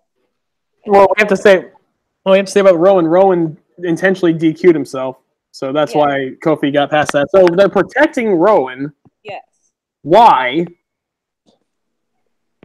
Don't even get me started on last week. Because the Earth. Because the Earth. I was thinking AJ Styles, the Earth. We just fly it. But anyways, go on. So then we Samoa Joe, Kofi beats him, and then Samoa Joe with his dumbass haircut. I love Joe, but I'm the one that pointed out Joe. Go back to being bald, man. This haircut ain't it. It ain't it, fam. It ain't it. Well, hasn't he always had that kind of flat top looking hair? But he didn't. He's never grown it out that much. Okay. And now it's like all curly, and it's just in the back. It's weird. This ain't it, Joe. I love you, Joe. I'm so glad you won a singles title. But yeah, no. So then we get to Randy Orton walking very slowly. Very, very. This dumbass Randy Orton. Kofi's like almost out. Do what you did in the last Gauntlet match. Just come from behind and hit an RKO out of nowhere. That's all you had to do, Randy. But the voices told him not to. Well, I'm glad the voices. Well, I guess the voices are Kofi Kingston fans because they fucked over Randy. Get to the best part of the match. What did Orton say? Stupid. He fucking brought it up. This is okay. Yeah, he drove Kofi into the barricade. He slowly crept up on him and then just grabbed his head and yelled. And no, didn't even yell. Just said calmly, "Stupid." They know. Oh, it was beautiful. But yeah, great match. Kofi and Orton have really good chemistry, not just because of the great feud. Well, not the great feud, but the infamous feud that they had. But I want to see more Randy Kofi matches because they always put on a good show, and this was no different. Fucking Kofi won. He won the gauntlet. He's going to WrestleMania. The New Day come out. They celebrate. Kofi's all happy. He's pointing at the Mania sign, and then Vince's music hits. Okay. Is Vince going to finally admit that he respects? Is Vince finally going to admit that he respects Kofi and that he deserves to be in the match? I mean, do you think a guy that walks like a cartoon chicken would come out and respect Kofi? I mean, you never know. But yeah, Vince. Tell me he doesn't walk like a cartoon chicken. He walks like he's an idiot. But Vince comes out and is like, "Congratulations, Kofi! You ran the gauntlet. It was quite impressive." Everything Vince says, he always says, "You're very impressive, Kofi. You're very impressive." He puts a lot of emphasis on his words. Like very impressive. A lot of emphasis. There's a lot of meat. There's a lot of meat in this ring. But yeah, we were like, oh yeah, Vince is gonna congratulate him, or no, he's gonna pull some bullshit again. And what is it? He pulled some bullshit and had Dane. And he was like, okay, say it. Yeah, he said that if you can beat this one person, then you can go to WrestleMania. And who is that one person? The corporate champion, Daniel Bryan. At this point, they were overbooking this. It's stupid. It's fucking stupid. This was so dumb on so many levels. You had the perfect story. Kofi, like, you already gave Kofi, like, it's good that you gave him, like, the doubt and the, you know, the hurdles to jump over to give him more, like, sympathy, which he didn't need, but it gave him more sympathy. It got the crowd invested. Yes, that is great. Now that Kofi won, get to the match with Bryan. You already the build. If they ended the build right there, the successful build up, the build up would have been perfect. But no, we gotta just the theme for the build up for this WrestleMania has been overcomplicating everything. That's been the theme. And what's crazier is that you had Daniel Bryan beat Kofi Kingston. And now, oh yeah. I thought you were gonna say Kofi beat Bryan, but yeah, he beat him multiple times. Yeah, you had Daniel beat Kofi clean. Like, what's the point? You build up the whole show to have the gauntlet match happen in which Kofi is supposed to win. He's supposed to go to WrestleMania, and now he can't go. Like, we all know he's going to go to WrestleMania, but the whole point was for Kofi to win the gauntlet and to go to WrestleMania. If it ain't broke, don't fix it. So now we all like, and now they heavily implying racial applications here. You saw Biggie's promo on fucking Twitter. You saw Biggie, and now they're teasing the story that the New Day are going to quit the company. Did you see the New Day's like backstage thing they had, like WWE.com exclusive, where all three of them were talking about quitting? Or Xavier and Big E are, but Kofi's like, no, if we quit, then Vince wins. Dude, we are getting worked so hard. I know it's a work. Like, it's not. I trust me. I don't think the New Day are gonna walk out on WWE. Like, come on now, they wouldn't be airing that shit. My problem here is that now you're implying race into this. So Kofi they have been implying it. He has to win, but my problem is, and I'm gonna have to bring up this fucking point. That we know what's the next pay-per-view after fucking WrestleMania. Unfortunately, it's the Saudi Arabia show. And Crown Jewel 2, the return of bullshit. How this relates to Kofi is that we know last time at WrestleMania, not WrestleMania, the last Saudi Arabia show. Saudi Arabia show, Daniel Bryan did not want to fucking go. Because, Dana Bryan's a decent human being. Like, despite the heel gimmick, actually, even if the heel gimmick like that, that fits his heel gimmick. Like Daniel Bryan's heel gimmick is his real life personality cranked up to 11. Cranked up to 1,000. Like, Daniel legitimately is a decent human being. He's vegan, liberal. Yeah, he is legitimately vegan. Well, he used to be. I don't think he's actually vegan anymore because he used to be. The only reason he turned vegan was because of his health. So we all happened before Crown Jewel. Wait, they had AJ Styles versus Daniel Bryan for I think it was for the WWE title, like a few weeks before Crown Jewel. So because Daniel did not want to go to Crown Jewel, Daniel lost. So they had to do Samoa Joe versus AJ Styles for the WWE title at Crown Jewel. And then a couple of months later, if not a month later, they had Daniel Bryan win back the title. Where does this relate to Kofi? I think if Kofi is winning, part of the reason is because he does not want to go back to Saudi Arabia. I think that's going to be one of the major reasons. And if that's the case, I'm going to be low-key pissed off because Kofi should not be winning just because of some politics. He should be winning on his own fucking merit. And obviously, me and Asia talked about this, and I brought up my points too, but she does make a good point, seeing as how, like, you don't want the first pure black WWE champion to have an asterisk on it. You don't. It would be the same. It was the reason. And here's the thing. And here's another thing. I hate to burst people's bubble. I hate to ruin this because Ron Simmons, when he won the WCW title, was legitimately a huge moment. Was legitimately great, and I'm not taking anything away from that. It was awesome. However, this was right after the fucking racism, accusations and cases came out about WCW and the fucking Booker at the time. Oh god, what was his fucking name? The asshole who wouldn't let people do top rope moves. Brandon, do you have any idea?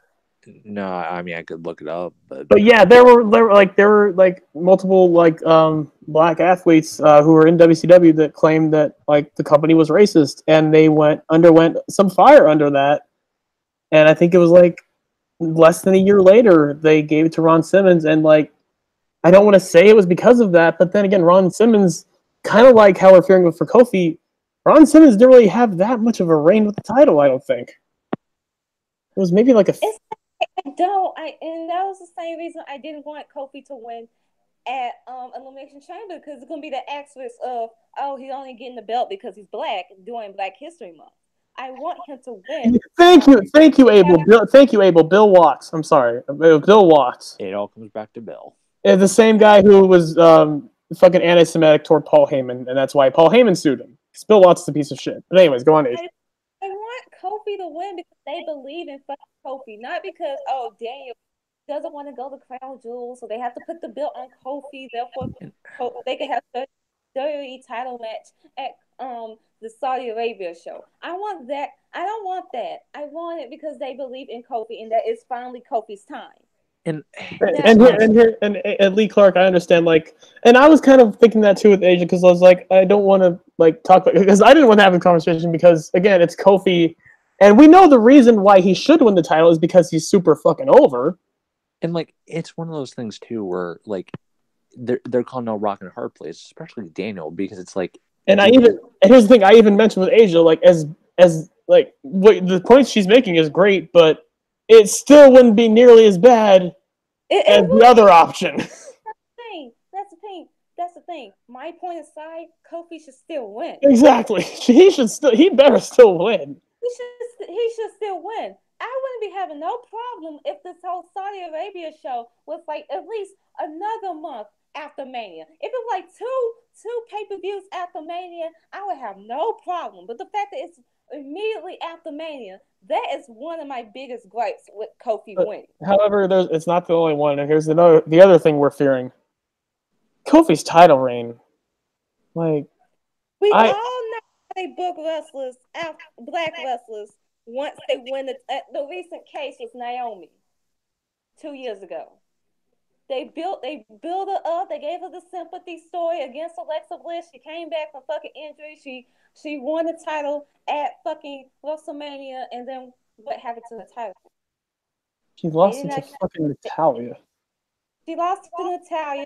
Face lost the majority of the time. She barely had no fucking point opponent because she was facing Lana. She was facing Lana half the time. Welcoming committee. Oh yeah. So it was I want, they need to build they can.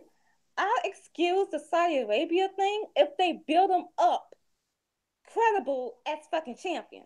If they actually make him a main event champion, Or they could, but what we're fearing is that they're going to go the Rey Mysterio route. Ooh. We all know how his reign went. I do not want the first ever black WWE champion to look like a fluke and look weak. The only way you could possibly do that is if Vince still wants to put fucking obstacles for Kofi. But here's another thing I have to ask: when are they going to actually confront Vince on why he hates Kofi? We have to get this answer. Why does Vince hate Kofi? Because he's black. Well, I know that's the reason, but someone needs to confront Vince on this. But twice as hard to get half of what you mediocre white hoes. Not even get half, a fraction of 1/8 or 1/10 of what y'all white bitches get. Because you can't say it's because Kofi is not a company guy. He is the ultimate company guy. He follows the rules. He's still following the rules. You can't say that Kofi isn't a draw because this past Tuesday the ratings increased. And what was the one thing that had been advertised that whole fucking week? The gauntlet match. Because here's the thing: why did Vince hate Stone Cold? Because he didn't want to be a corporate champion. He's flipped people off, gave stunners, and he beat Vince up, and he hated Vince. That's why Vince didn't like him. Why does the McMahon family hate Becky Lynch? Because she's not following their rules of getting out, of taking time off with the injury, and she's beating the authority figures up, and she's not playing by their rules. Kofi Kingston is playing by all of their rules. He's been playing by all of their rules. So what's the reason? I know what the reason is, but who's gonna fucking say, just saying. Black. That's the reason. Because black people aren't good enough in society. They only can reach a certain ceiling, but they're again, B plus play. And here's another problem with the storyline. Daniel was a white man. Daniel was going to get everything regardless. Black people are really the B plus players of fucking society. I love the story of this full circleness of Daniel Bryan being the corporate champion, but the thing, even with Daniel Bryan, they explicitly explain the reason, because he's small. He's not the kind of guy they want. Vince, I think on TV, the only thing he's said is because he's not box office. That's stupid. We know that's not the reason. Look now, because again, the SmackDown ratings came in, and Kofi is a draw. So even then, that's a mute point. Exactly. I'm just going by what they're saying on TV. But we know the real reason. So Kofi should win, and he better win, because if he does not win and Daniel fucking wins, y'all gonna have everyone come Daniel's fucking head, and he should go back to fucking 1 year. It's me 1 fucking year. Fans gonna turn on fucking Daniel Bryan after fans wanted out of fucking retirement, and he did. Y'all have one decision. And if Kofi does not walk away with that fucking championship, come fucking WrestleMania. And then here's the thing: if Kofi does not walk out with this, people will talk about how great the storyline is, but it's only great if Kofi walks out as champion. Because if it's not, then this isn't a storyline. This is real. You fucking prove that black people aren't good enough. It's the same thing as the Triple H Booker T thing. It's gonna be Triple H Booker T if they do not let Kofi win. Because you imply racial applications here now. You have to go to the race route now. Which is what they did with Triple H and Booker. Honestly, if it was Triple H versus Booker T and they didn't bring up anything about race, no one would be complaining nearly as much as when they did. But they explicitly, even more so with that match, brought up the race issue.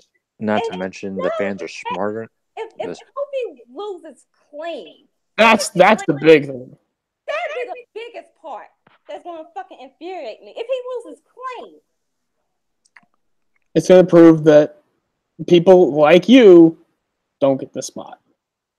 That's fucking bullshit. People like me that only get we only have a ceiling. We have a ceiling. We can never break that glass. If Kofi wins, this storyline will be remembered as one of the best in the company's history. If he doesn't win, it's going to be looked at as another black mark on the fucking business, and a further validification as to Vince McMahon being a racist, which has backing. We know what he's done with black wrestlers in the past. Kamala. Crime Time. I'm not even going by the past. I'm not even going by the 80s, which was even worse. But even in the 2000s. Sasha Banks. Sasha Banks? I don't remember, is there any, racist thing with Sasha? Well, other than the NXT fans calling her ratchet, which is fucking stupid. Just saying Sasha Banks, because we all knew she should have walked out as women's champion. Oh, yeah. Out of too, and should have walked out as fucking women's Well, that's champion. that's also because of their fucking Charlotte Flair boner. Even it'll be the same fucking thing at this fucking point. Yeah, I love him to death, but even R-Truth, you can kind of say a little bit here and there. He could have if it wasn't for the CM Punk run, there would have been no reason why not to put the belt on R-Truth. Well, I'm saying you could kind of tell there's some racial undertones with R-Truth. Mm-hmm. Oh, well, especially with him when he was being stupid and shit. And he's just dancing. Because that's how they're perceived. Even the New Day, when they first came in. Oh, Brandon. It's better to laugh at black wrestlers than actually take black people as fucking serious. And what's even and it's almost worse when they don't give you any, or they just don't give you any character. Apollo Crews. Because black people are the butt of the fucking joke. We always been the butt of the fucking joke. So Especially when we want to be taken seriously and actually want something and actually want to be something in life, that is a fucking problem. And then we get called, oh, you're only good as B pluses, or you're only good as this, but you can't be the big thing. Even though you do everything, like you make the company money, you bust your ass every night, you constantly put on great matches. Even when you do everything good at work, even when you don't get any like arrest warrants or all this fucking shit, even when you live your life accordingly as a black person, it's still not good enough because you're color of your fucking skin. So yet, and that's why I'm saying the storyline is almost too real. It's too, even when a white person acts up, like Daniel Bryan has. Or Becky Lynch, or Stone Cold. If Stone Cold Steve Austin was black, he wouldn't have even gotten near, he wouldn't even go past 1997. You know it. This part is like the story. I love it. I fucking love it. But I kind of hate it. But I hate it too. I love it and I hate it. Because it mirrors real life. If Kofi does not walk away with that championship at fucking WrestleMania, it tells you everything you need to know about Vince McMahon. But at this fucking point, I will say Kofi is still not flavor of the fucking month. Dumbass. We still doing that. Dumbass. And apparently he's now back to being a Kobe fan. Ooh, child. Oh yeah, hop on the bandwagon. It's fine. But yeah, he's back to being a what? A Kofi fan. Because he was Kofi fan out the chamber. Whatever. I'm not gonna get into that kind of shit. But anyway, yeah. And again, here's the thing.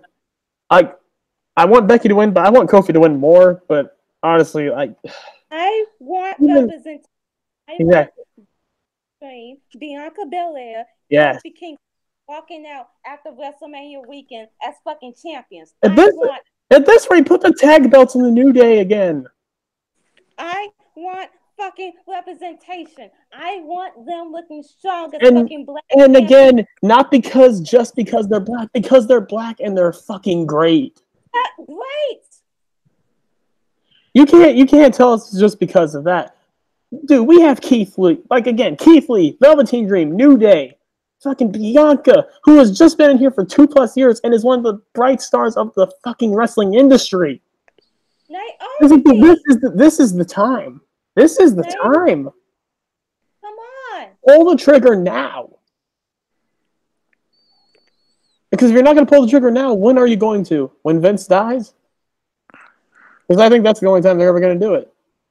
Even then, I kind of question Triple H because, I mean, he was in that storyline with Booker T. I mean, you could say he's matured since then. I mean, he better put that title on Bianca. I mean, he did put the NXT title on Big E. Although, no, that was before he was even working for NXT. So never mind. Because that was before Triple H. Because Triple H started running NXT 2014. Yeah. Before that, I think it was Regal and Dusty's baby. Mm-hmm. Pretty sure. I mean, no. Actually, no, because I remember Triple H being there for Paige's coronation of first ever NXT Women's Champion. So he might have been there the whole time. They just need to make the right decision. Put the belt on fucking Kofi. I think next week they might do a Occupy SmackDown, or the New Day might all the black wrestlers or even the whole roster go on strike, so they're not gonna fucking compete until you make the right. Hopefully, it's better than the August 2011 Raw where the wrestlers went on strike because that was garbage. They might do an Occupy Raw similar to the one of Occupy SmackDown, similar to the one they did with Daniel Bryan, or New Day just might attack Vince McMahon. What if the New Day just come from the crowd in like street clothes and just beat the shit out of the security guards? Don't fucking do that because they're gonna get fucking stereotypical. Because then it would be like, oh, you couldn't earn it, so you had to fucking take it, and you portraying black angry wrestlers, and I don't fucking want that. I don't want that. The only reason I say it because they actually are angry and for good reason. Well, the Nation of Domination were cool, but yeah, let's not do that. Yeah, you're right. Occupy SmackDown would be good, and besides, because the whole roster, like you see, like people on like wrestlers on Twitter doing #CorbinMania. Everyone wants it, so let's fucking go on strike. Let's do it. So yeah, that was SmackDown. That yeah, just y'all know the right. I wonder if Up Down Down. Well, no, Up Down Down. They're still doing their usual shit, so never mind. Iconic stuck ass. Charlotte, you ain't shit, and y'all better do the right thing with fucking Kofi. Yep. Then we get to NXT. Pretty solid. Well, we get the sad part first that we all knew was coming. Triple H comes out, bow down to the king, which is just his theme song now. I think he's done using the game. Maybe he'll probably use it at WrestleMania. I still have a problem with that. Just my thought. I think he uses King of Kings for when he's like not wrestling, but when he's doing his big matches, then he uses the game. Because when he uses the game, then he can do his big water spit. Yeah. Because the water spit is crucial. But yeah, Triple H does come out, crowd bows. I think some of them sing their theme song, and Triple H cuts this amazing promo, like this real fucking thing, talking about how in NXT, like people's dreams can become a reality just like that. But just as quickly, it can be, ruined. But yeah, go on. And he's so right about that because his next line is, "But from one person's dream that fails, another person can take it." And Triple H knows that firsthand because when Shawn got hurt, Triple H took over DX. When Triple H got hurt, Triple H has gotten his quad hurt multiple times. He knows what it's like for people to get hurt and someone else to take their spot. He knows firsthand. The promo is so good. He is so good. Triple H, he's always been a good promo, but I feel like especially lately, every promo he's been cutting has been amazing. Even the one on Batista was fucking great. He is, I don't know why. Either everyone else is getting worse at promos or Triple H is somehow getting better at promos. I don't know. Maybe both. Yeah, Triple H is phenomenal. That's all I can say. Mm-hmm. But yeah, mentions the Ciampa undergoing neck surgery and has to relinquish the title. The best part of the best chant of the night was when the fans chanted Goldie. And that's the thing. NXT, they're fucking family. They booed the shit out of Ciampa, but when he gets hurt, they're all we support each other. And they supported Ciampa the whole way through for this. But yeah, the show must go on.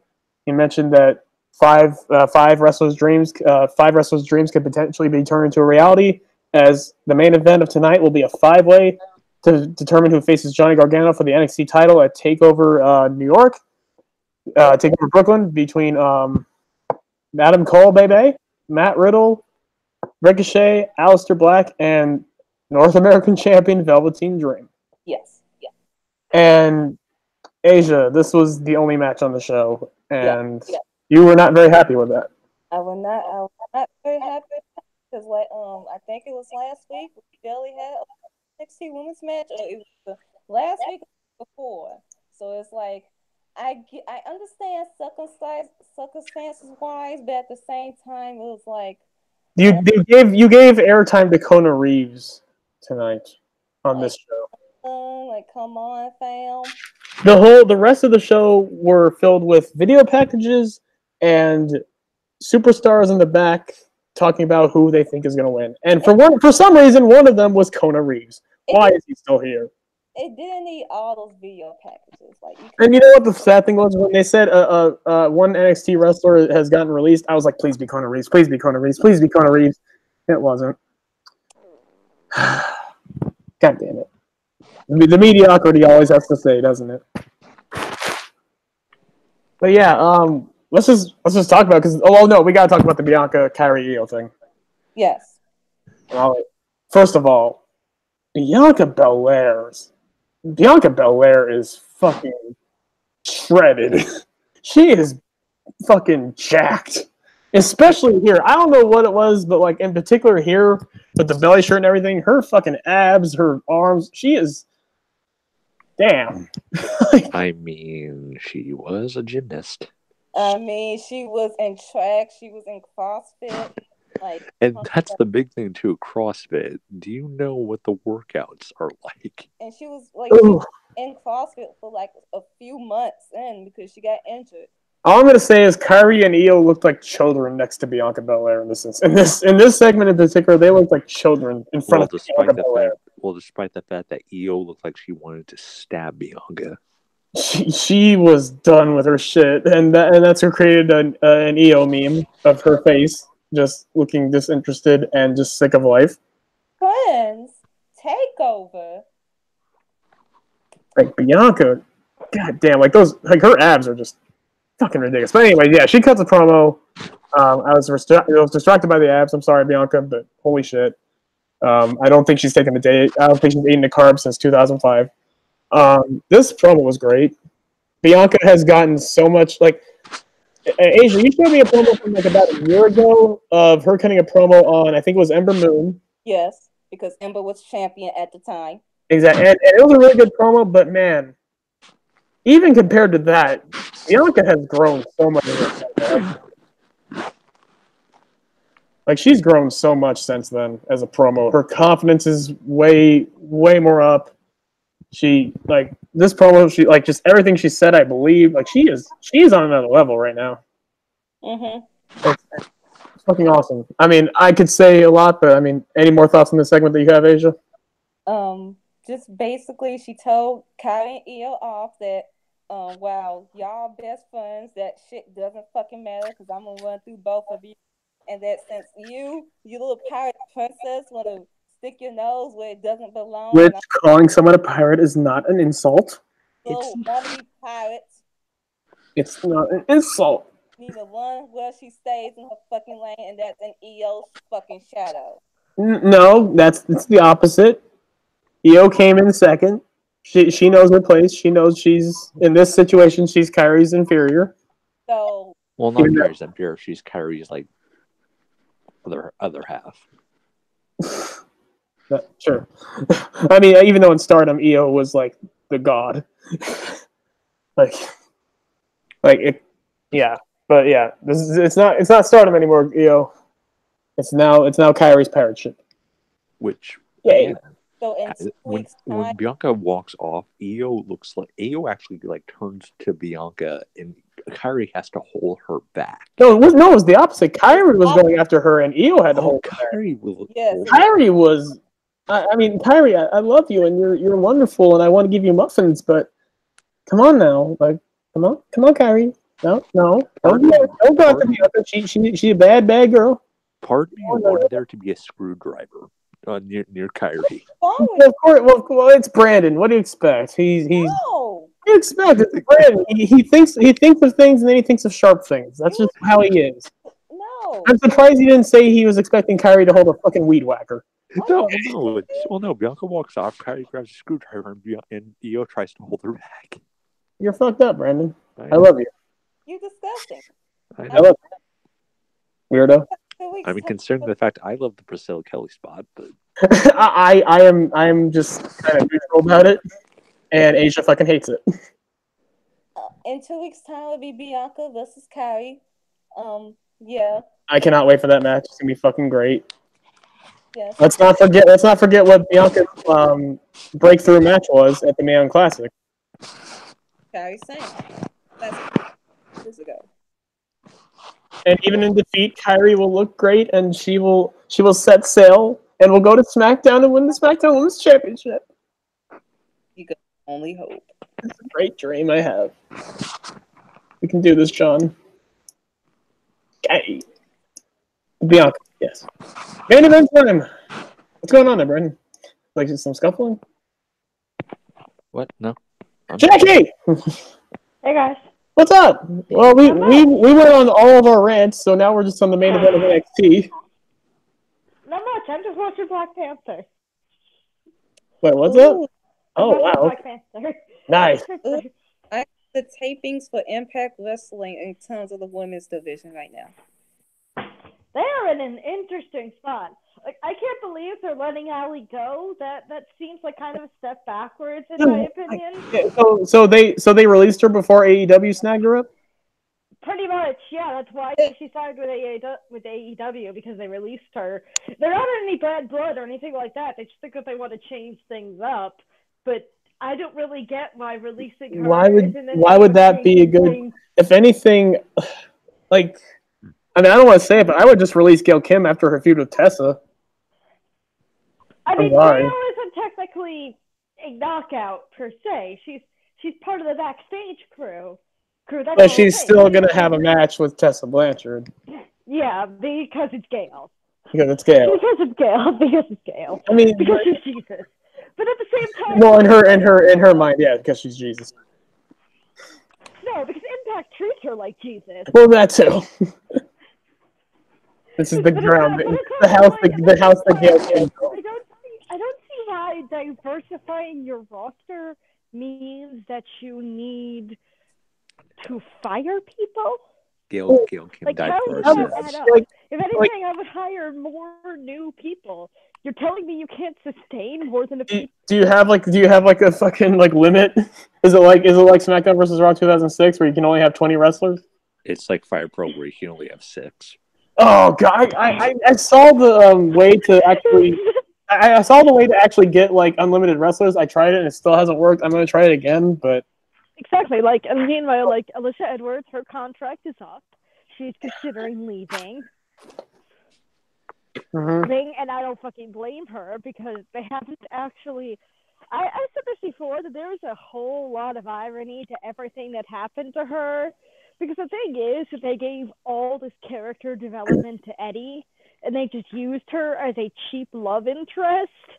But the character that she portrays outside of Impact, like, they turned her husband into her. She's this street rat with loose morals, with a thick Boston accent.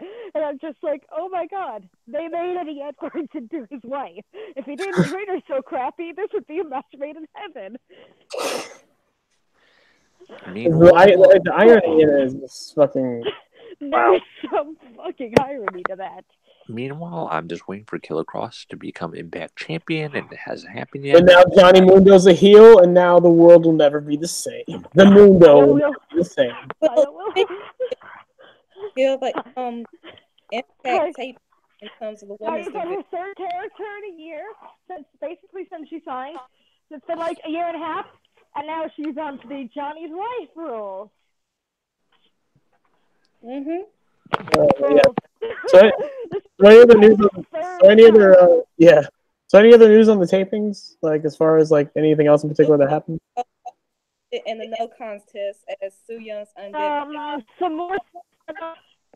Like Rosemary Hogan comes down to help Rosemary. Rosemary tells her to go away. And Kiera shouts at Rosemary, "If you don't want my why you drag me into this?" And Sue then lays out Kiera. Madison Rain making her return after briefly leaving Ring of Honor, and then she defeats Tessa Blanchard. Gail Kim grabs her from Tessa's hands, rolled up by Madison with a handful of tights. She gets booed from the crowd as Madison was showing heel mannerism in the match. Gail was on commentary for this match. I mean, in my headcanon, Madison Rain is still dead. Again, like, and here's the thing: you release Allie because you want to, like, move on to the future. Why not Madison Rain? But she just came back after she realized Ring of Honor wasn't working out. What an absolute!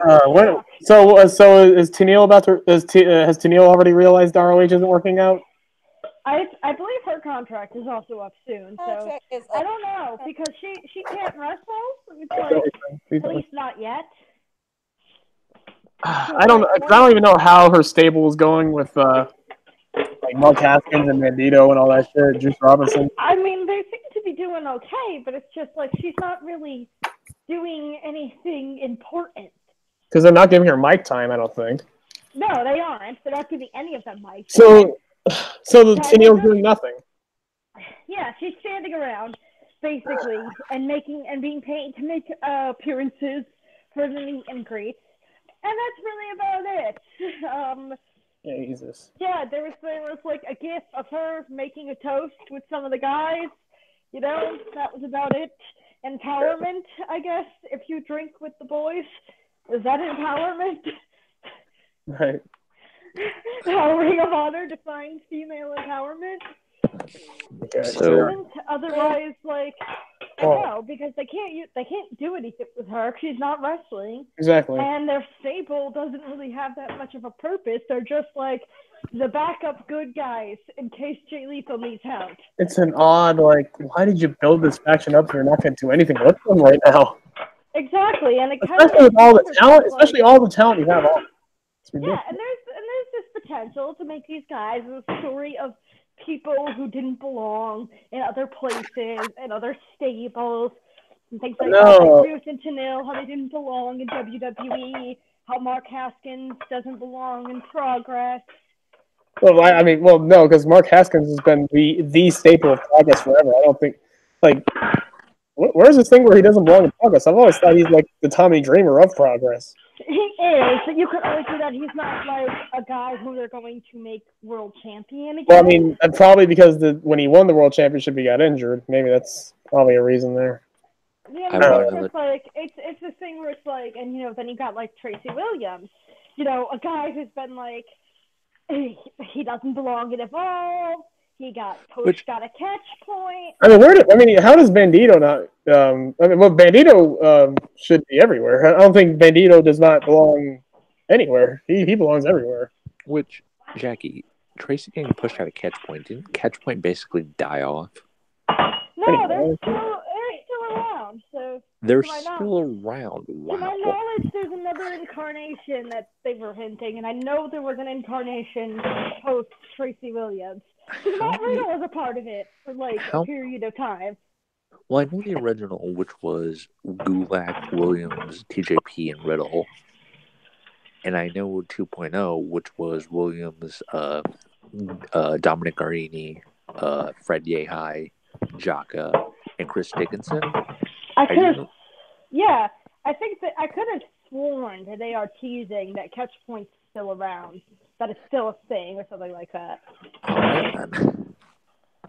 But I could be wrong. I don't pay that much attention to Evolve, but I swear they're using that. And even then, like, you know, what better place of the idea that, you know, I just can't get it done without these people.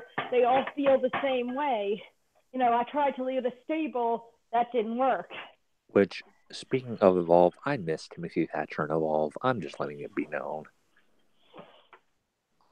Yeah, me too. Jesus Christ. Tim Thatcher doing the good work. I miss Gaspeldino Jr., but you know what? Tim works as the young old man in Mein Kampf. For real.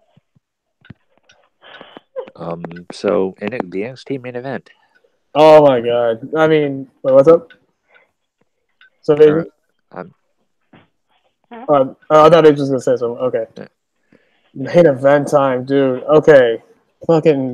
We got this match. We already talked about Adam Cole, Matt Riddle, Ricochet, Alistair, Velveteen. The only gripe I had was really that, well, in hindsight, if it was because Keith Lee was injured, obviously you're not going to put Keith in the match, but we know Ricochet and Alistair aren't winning.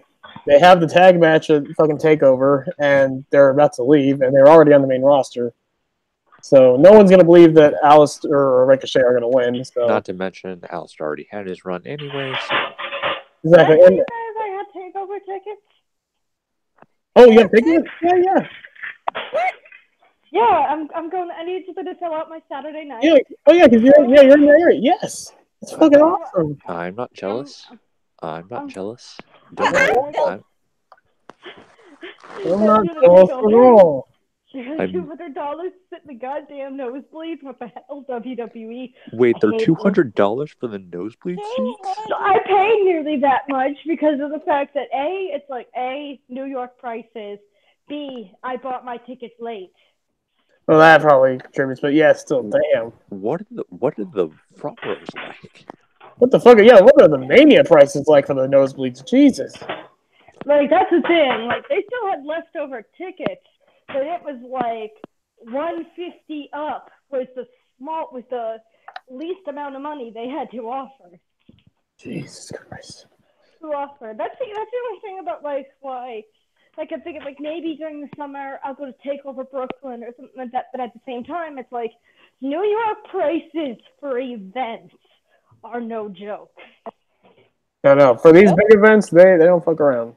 Don't go. It's not even just the fact that it's WWE. I mean, they're going to be expensive no matter what. It's the fact that it's WWE in New York City. The fucking birthplace of the WWF. Like, yeah, pretty much, and one of the most expensive cities on the planet. I mean, WWE owns Madison Square. ROH was gonna have their show in Madison. Well, they did have their show. They tried not to have them do it, but yeah. I thought I was going to ROH, to be honest, just to see Mayu and Jay Lethal. They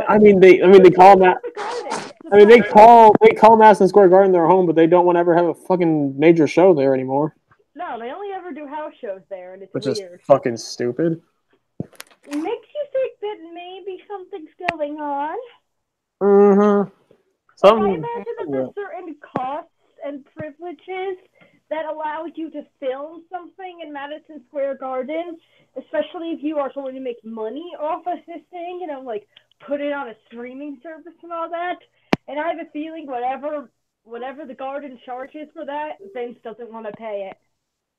Which is dumb. You have all the fucking Saudi money. You have all that fucking Saudi Arabia blood money. Why not fucking use it? So yeah. We know for a fact Ricochet now. Yeah, exactly. It's like, who the fuck needs the thing?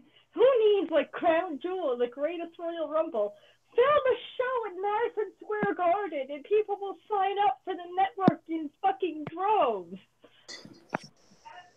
It's only the most famous building in WWF/WWE history. It's only the most famous building in wrestling, and one of the biggest venues and most famous venues on the planet. Not major. Let's do house shows in it. It's like Toledo, Ohio, But anyways, Fatal 5-Way. No, nothing against Toledo, Ohio, but it's Ohio, so it sucks. Main event time. This match was fucking amazing, in every possible way. But honestly, Matt Riddle, my boy, Matt fucking Riddle, wrestled his ass. This dude fucking was everywhere in this match. He had the bro mission on, I think, every wrestler. And none of them broke out of it. Everyone either had to break it up everyone just had to break it up because, again, you talk about the brogue kick. People talk the brogue kick was like one of the most protected finishers on the indies. The fucking bro mission is one of the most protected finishers on the planet. When you get in that mission, if you're in that mission hold, you're not getting out. You're not getting out. The Rainmaker. No, people have kicked out of the Rainmaker. Like Omega's kicked out of it probably 15,000 times. That's true. So I will say that as somebody who came in not knowing the hype about New Japan and actually watched the show, the first time I saw the Rainmaker, I wasn't impressed. I was like, that's it. I mean, it's just hilarious. I mean, yeah, the Rainmaker is just hilarious, but I mean, it's a damn good lariat. I think I like the reverse version a little bit better. He swings all the way back for that fucking lariat. Like I think I like the Acid Rainmaker a little better. And, from Jimmy Havoc? Oh shit, yeah. Hey, you're a Jimmy Havoc fan. Sweet. I mean, Brandon isn't gonna oppose you on that front. I will say I need to find the GIF of her doing this because she's only ever pulled it out once. But Tim Nakano has an interesting variation on the Rainmaker, where it's a kick instead of a lariat. Shibata, that's great. Shibata has a very nice rendition of the Rainmaker. Just pitch slap. That's hilarious. Yeah, That's hilarious. I miss Shibata. I miss him too. We all do. We all do. But yeah, Shibata. yeah. This match was great though. Like it went like fucking 20 minutes or so. Like 40. It was just, yeah. It was as great as you could have possibly thought of it. Even though it went 1/3 of the time at that fucking Briscoe Matt, the Jay Lethal Matt Taven match, which I'm still just. That was a great match until the ending. Matt Taven. Jay Lethal is great. He busted his ass, but I do not care about Matt Taven. I don't care about Matt Taven. I don't care about it either. I don't like him either. The match Right. was still good. Like, the match was still good. I'm not going to deny that. The match was good. The ending was fucking bullshit, but the match was good. Just he kicked out of 2 of them. Yeah, that surprised me too. Like, That's why did he have to kick out of 2? And isn't that like, has anyone else kicked out of that move? Maybe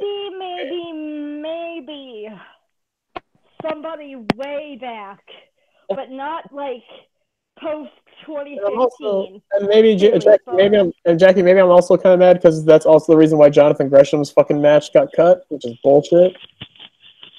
Yeah, that was also bullshit. Because that's my fucking boy. Too. I like Gresh. I like that he decided to be Jay Lethal's son. Yeah. And it's just like bad. Oh my god, dude, that match is great. And but the worst part is like that was an hour-long match, but the main event was the fucking shit-ass Briscoes. Jay shit-ass Briscoes. Ever top that. And every Jay Briscoe match, I just hope isn't it the last one before he fucking retires and go back to his farm so he could die alone. But back to the but yeah, amazing. There was a Tower of Doom spot, which was great. Ricochet, I think it was Alistair, and I think Ricochet, like in the Tower of Doom, did like a double Russian leg sweep. It was crazy. And that's from back. So many spots. Ricochet was the usual crazy Ricochet. But yeah, at the end of the day, what we thought was going to happen happened. If it ain't going to be Ciampa as the top heel of the company, it's going to be one man. And that's Adam Cole, baby. Adam Cole. Adam Cole, baby. Baby. Yes. Bye-bye. Suck his dick. Amazing. What a fucking man. I kind of wanted Velveteen Dream to win, like just the thought of maybe a double champion. No. I mean, here's the thing: you have to have a heel versus face match, and that too. And Cole was the only heel in the entire match. Well, I'm also thinking because Gargano and Dream have the story, they have the history. At that rate, should ever had Dream win the North American title. Should have just waited for him to do his World of Collide cash-in at TakeOver. Yeah. The NXT title.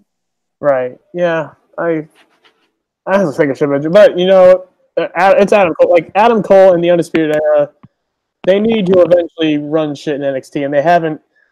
I mean, everyone else except for Adam Cole has been doing that. Like Adam Cole was North American champion, but he never was like we were thinking like Adam Cole's gonna fucking wreck shop.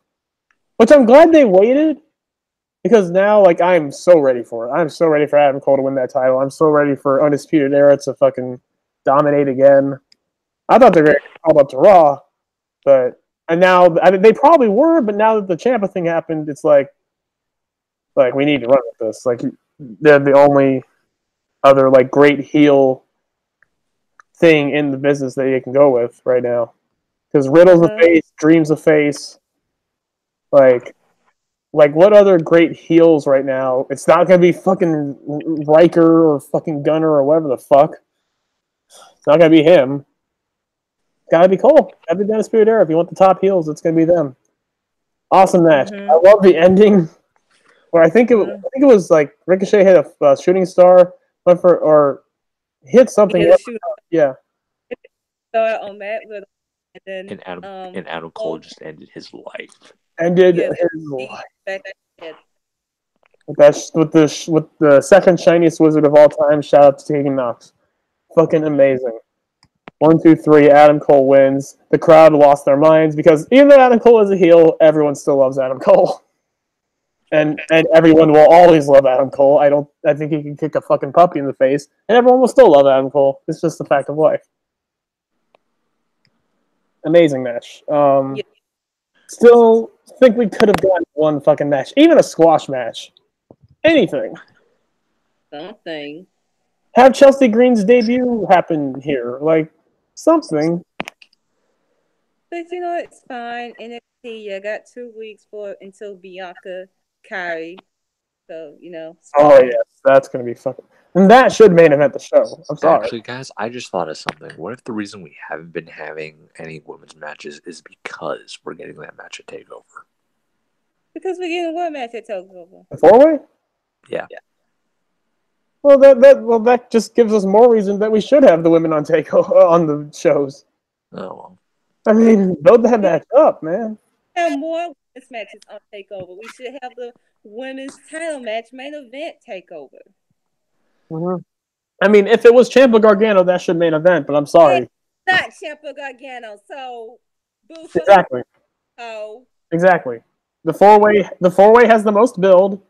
It has the best story. Well, you know, that's what I'm saying. Like, I'm saying, like, we haven't been getting... NXT Championship is not enough to fucking main event.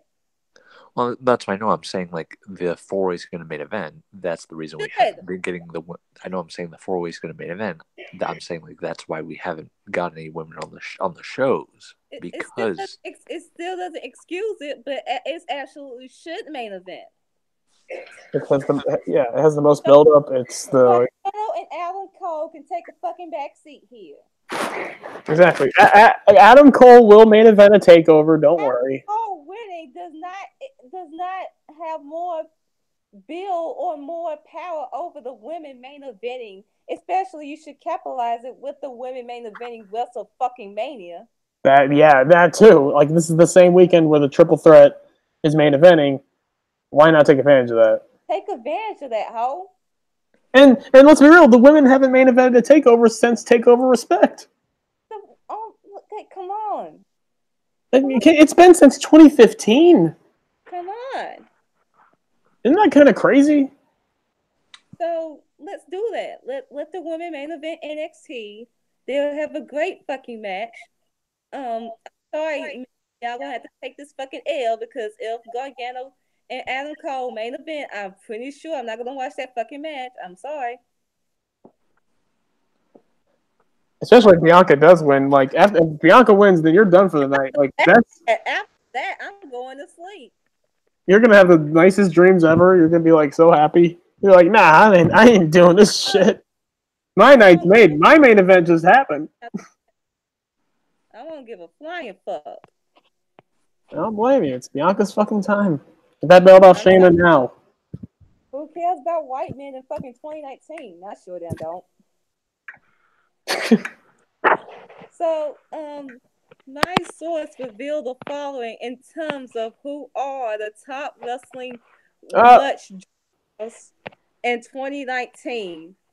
And who's number one on that list? Who is number one in terms of much sales? In terms who has been getting a lot of much as of late? Who has been the biggest star? Even her Funko Pop that just came out 2 days ago. It is Amazon. Still number one. It's number one in terms of top merchandise sellers in the first quarter of 2019. Becky Lynch. Number one. The first woman to do that. Then not Ronda Rousey, not Charlotte Flair. She is the first. I think she is the first female to be number one in terms. Someone said Ronda Rousey, but I don't remember her being number one ever. No, she was not. I tried to ask someone reliable, and they couldn't tell me. She might have been top 3 or top 5, but never number one. I think Seth Rollins for the longest time was number one. I think or AJ Styles. Seth Rollins, AJ Styles, or Roman. Right. Ronda was like top 5, but she was never like number 1. Becky Lynch is number 1. It's probably by a landslide at this point. Becky is number 1. AJ Styles number 2. Roman or the Shield is number 3. John Cena's 4. Braun's 5. Seth is 6. Apparently, she's been number 1 for months now. By the way, for months now. This is nothing new. She's been a top dog on much sales for months. Ladies and gentlemen, you're new face of the company, and you're welcome. So, Cliff, do you have yours? Did my Funko? Oh, I pre-ordered it already. Of course I pre-ordered it. It's not coming out till August 11th. Oh, wow. Today is They got a bit. Finn is 8. Ronda Rousey is 9. Alexa Bliss is 10. Sasha Banks is 11. Dean is 12. Daniel Bryan is 13. Sasha Banks greater than Daniel Bryan confirmed. The Hardy Boys is 14. 15 is Bayley. The Bella Twins, Rey Mysterio, The Miz, Randy Orton, and 20th is Elias. The Bella Twins are still not, like in the top 20. That's actually impressive. That's impressive. They haven't even been on TV since Evolution. But you got Total Divas, you got Total Bellas, so you got the Bellalution. You got the Bellalution, so you know they have a strong fan base. You can't. It's like. Exactly. But yeah, wasn't Braun on that list too for some reason? Right. Becky, AJ, Roman, Cena, Braun. Why? How is Braun still number 5? I don't know. Wow. Okay. That's amazing. But yeah, Becky Lynch is the face of the company. She is the face of the company. She's the biggest draw. She's the moneymaker. She is the man. You're welcome. I was right. She has like at the Cricket Wireless signing she be doing. She be having the longest fucking. Dude, I was there for one of the lines. It went around the whole damn mall, and she's not a draw my pale white ass. She's number 1. She's number 1. Her money hard to live with it. She has like the most money in terms of all the females right now. Like her pop is selling out. That's that goat shit, baby. That's that goat shit. She still gets big reactions. Even when she's in shitty segments like the one where Charlotte no sold, she still got a chance for Becky. She's at freaking Warriors games cutting promos on Ronda Rousey because WWE aren't going to give her mic time.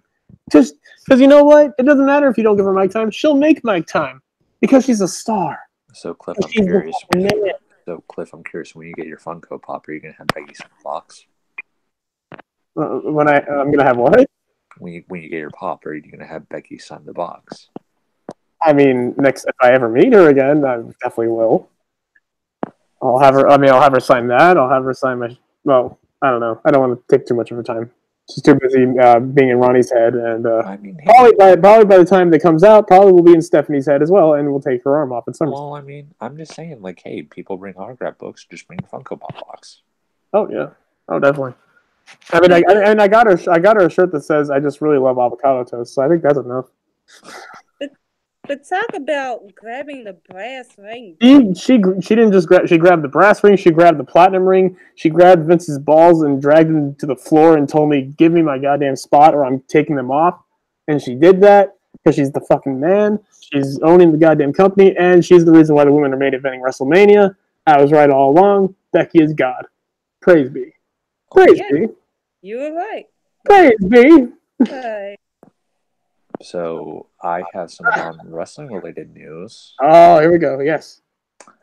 Kane Hill has officially. Yes, I saw this. They've officially dropped to my second favorite band. Oh, yeah, because you showed me that other thing. Venom Prison is my favorite band now. What made them take Kane Hill's number 1 spot from them? Are they the Becky Lynch to the Roman Reigns of Kane Hill? For one, it's sound because I'm a sucker for death / black metal. I just love that stuff. And 2, it's lyrical content because have you guys read the articles I sent you? I have not yet. I saw it and I knew it was about Venom. I knew it was about that band, Venom Prison. I knew it was about Venom Prison. I haven't read it yet. You need to. It's pretty insightful.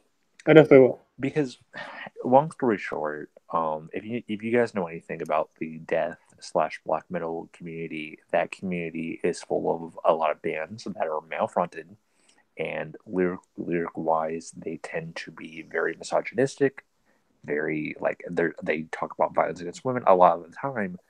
Venom Prison takes that and flips it on its head.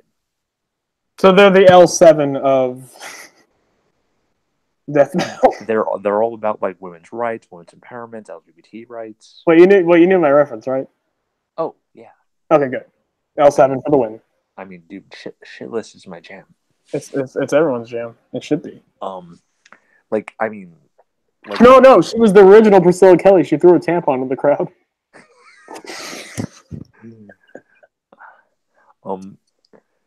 But yeah, no, just because of the way their politics are and just how they view the world, I'm like, I can get behind it.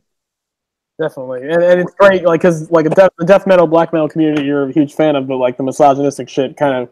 I mean, like Cane Hill doesn't really do that shit. I don't think. Oh no. With Venom Prison though, their beliefs are just more pronounced, and I appreciate that. Yeah, that's it. Right. Really like I would actually. Like I'd recommend. There's the lyrics to. Oh, I got to talk about another thing with music too. After you're done. Well, you go ahead and look this up. So I did a tweet about Megan Thee Stallion, and you liked it. I'm guessing you are also on the Megan Thee Stallion train. Oh no. I am. Get it, Brandon? I am on the Megan Thee Stallion. Are you gonna ride? Are you gonna drive that boat? I see because of the Becky Lynch tweet about her becoming the number one merch seller. I lost the tweet and I can't find it. Oh no. So what was the tweet for the Megan? Oh, what was the one? I don't even remember what one you like. My phone died, so I have to. Okay, I go to a Twitter. Thank you, Asia. I mean, thank you, Asia, for introducing us to Megan Thee Stallion. You welcome, ho. I mean, before she got big, before she took over the world, before women were working at gas stations for Megan, because that's what she do. Mm-hmm. Go to listen to a song called "Six Talk." By the way, it just dropped. It's amazing. The song is the best. The freestyles are amazing. She's an HBCU graduate. She's fucking killing it and everything. Just drive yacht. Just drive yacht. Yeah. What did she say in the video? She's driving that. I don't know. That was great. Yacht and drinking Penny. Yep. Anything is possible. I do feel sorry for her because her mom just passed away this morning. Wait. Whose mom just passed away? Her mom. Megan's mom? Yes. Oh shit. Yeah. Oh, and dude, she talked about like her mother was also a rapper as well. So Venom Prison has the song Matriarchy, which is about pregnancy and the fact how it's, instead of love for children, it's used to control women's bodies. They have that one. Okay. They have. Let me look. Hang on. I'm on. So their songs like really like they're not just there to fucking scream and shit. Like they actually mean something. Like they're. McGillis and Leanna, which is about homophobia. Okay. In uterine industrialization, which is again about pregnancy and about how women's bodies and their fetuses are used to control. Are they an all male group? No. The vocalist is female. Okay, so it's Larissa Stupar is her name. Nice. Okay. Self-inflicted violence is about depression and specifically how the effects of mental health can take a toll on your psyche and force you to, harm yourself. I really want to listen to this fucking band now. Jesus. Well, I'll read that article you sent me, and fucking Czarface just dropped a music video for Powers and stuff. That's the song off their new album that I wanted to fucking have a music video for, and they fucking did. The music video concept is this dog named Powers. They went the different way with it, and I don't even know what happened. They had a scientist like have him take this potion to see what would happen because it was a potion called Stuff, and the dog's name is Powers, and just the animation, this dog like turns fucking, and the whole music video is done in like the POV of this dog, and it's so fucking good. I can't even do it justice. It's the fucking best. Starface is the goat. So one of the other songs they have is the implementing the metaphysics of morals, which is about the basically just rape culture,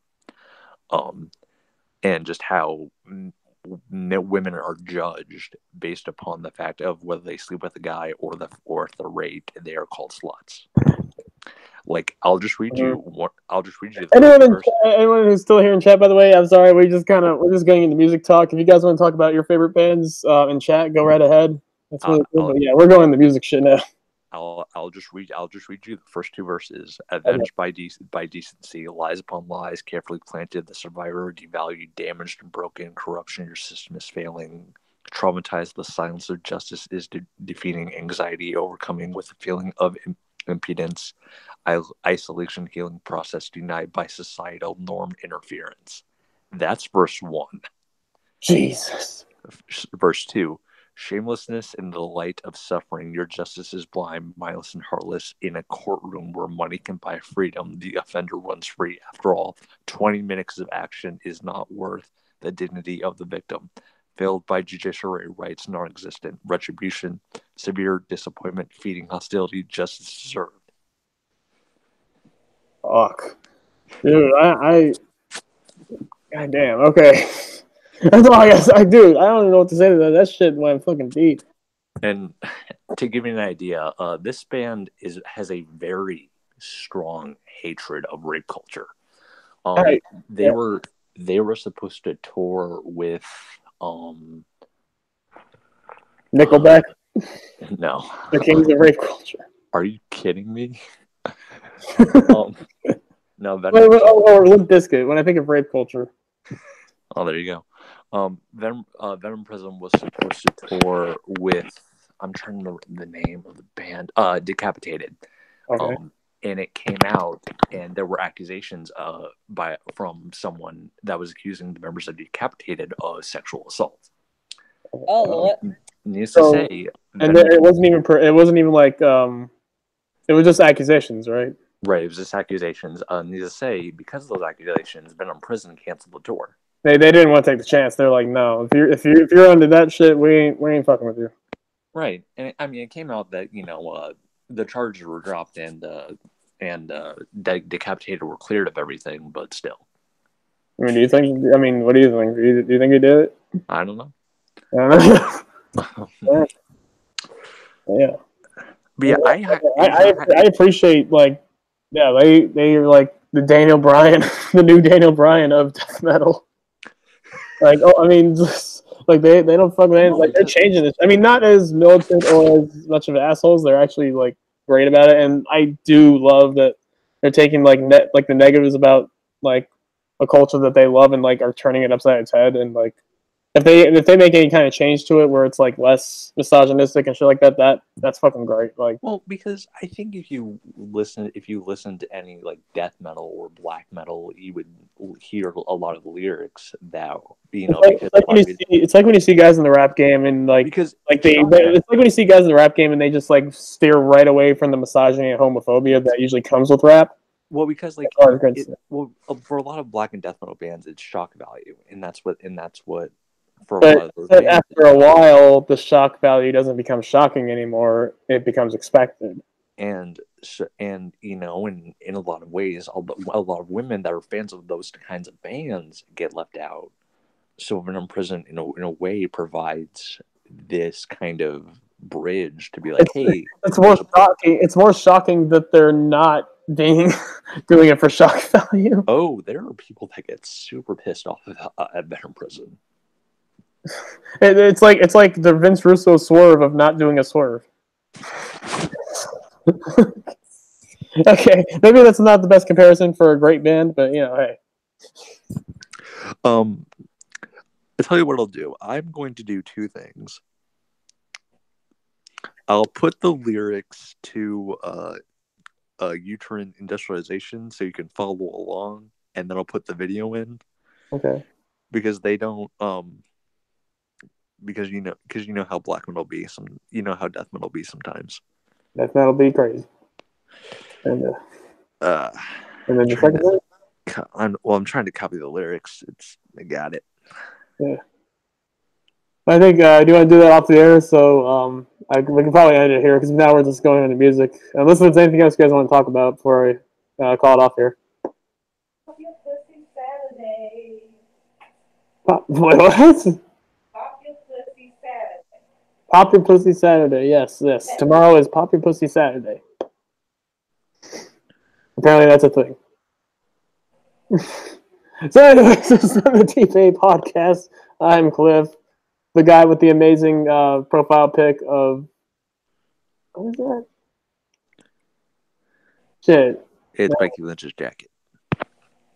No, not me. I'm talking about you. Yours. Oh, Berserk. Yeah. Okay. I watched 8 or 9 episodes. It's been a while. I gotta get back on it. And of course, our petty queen Asia.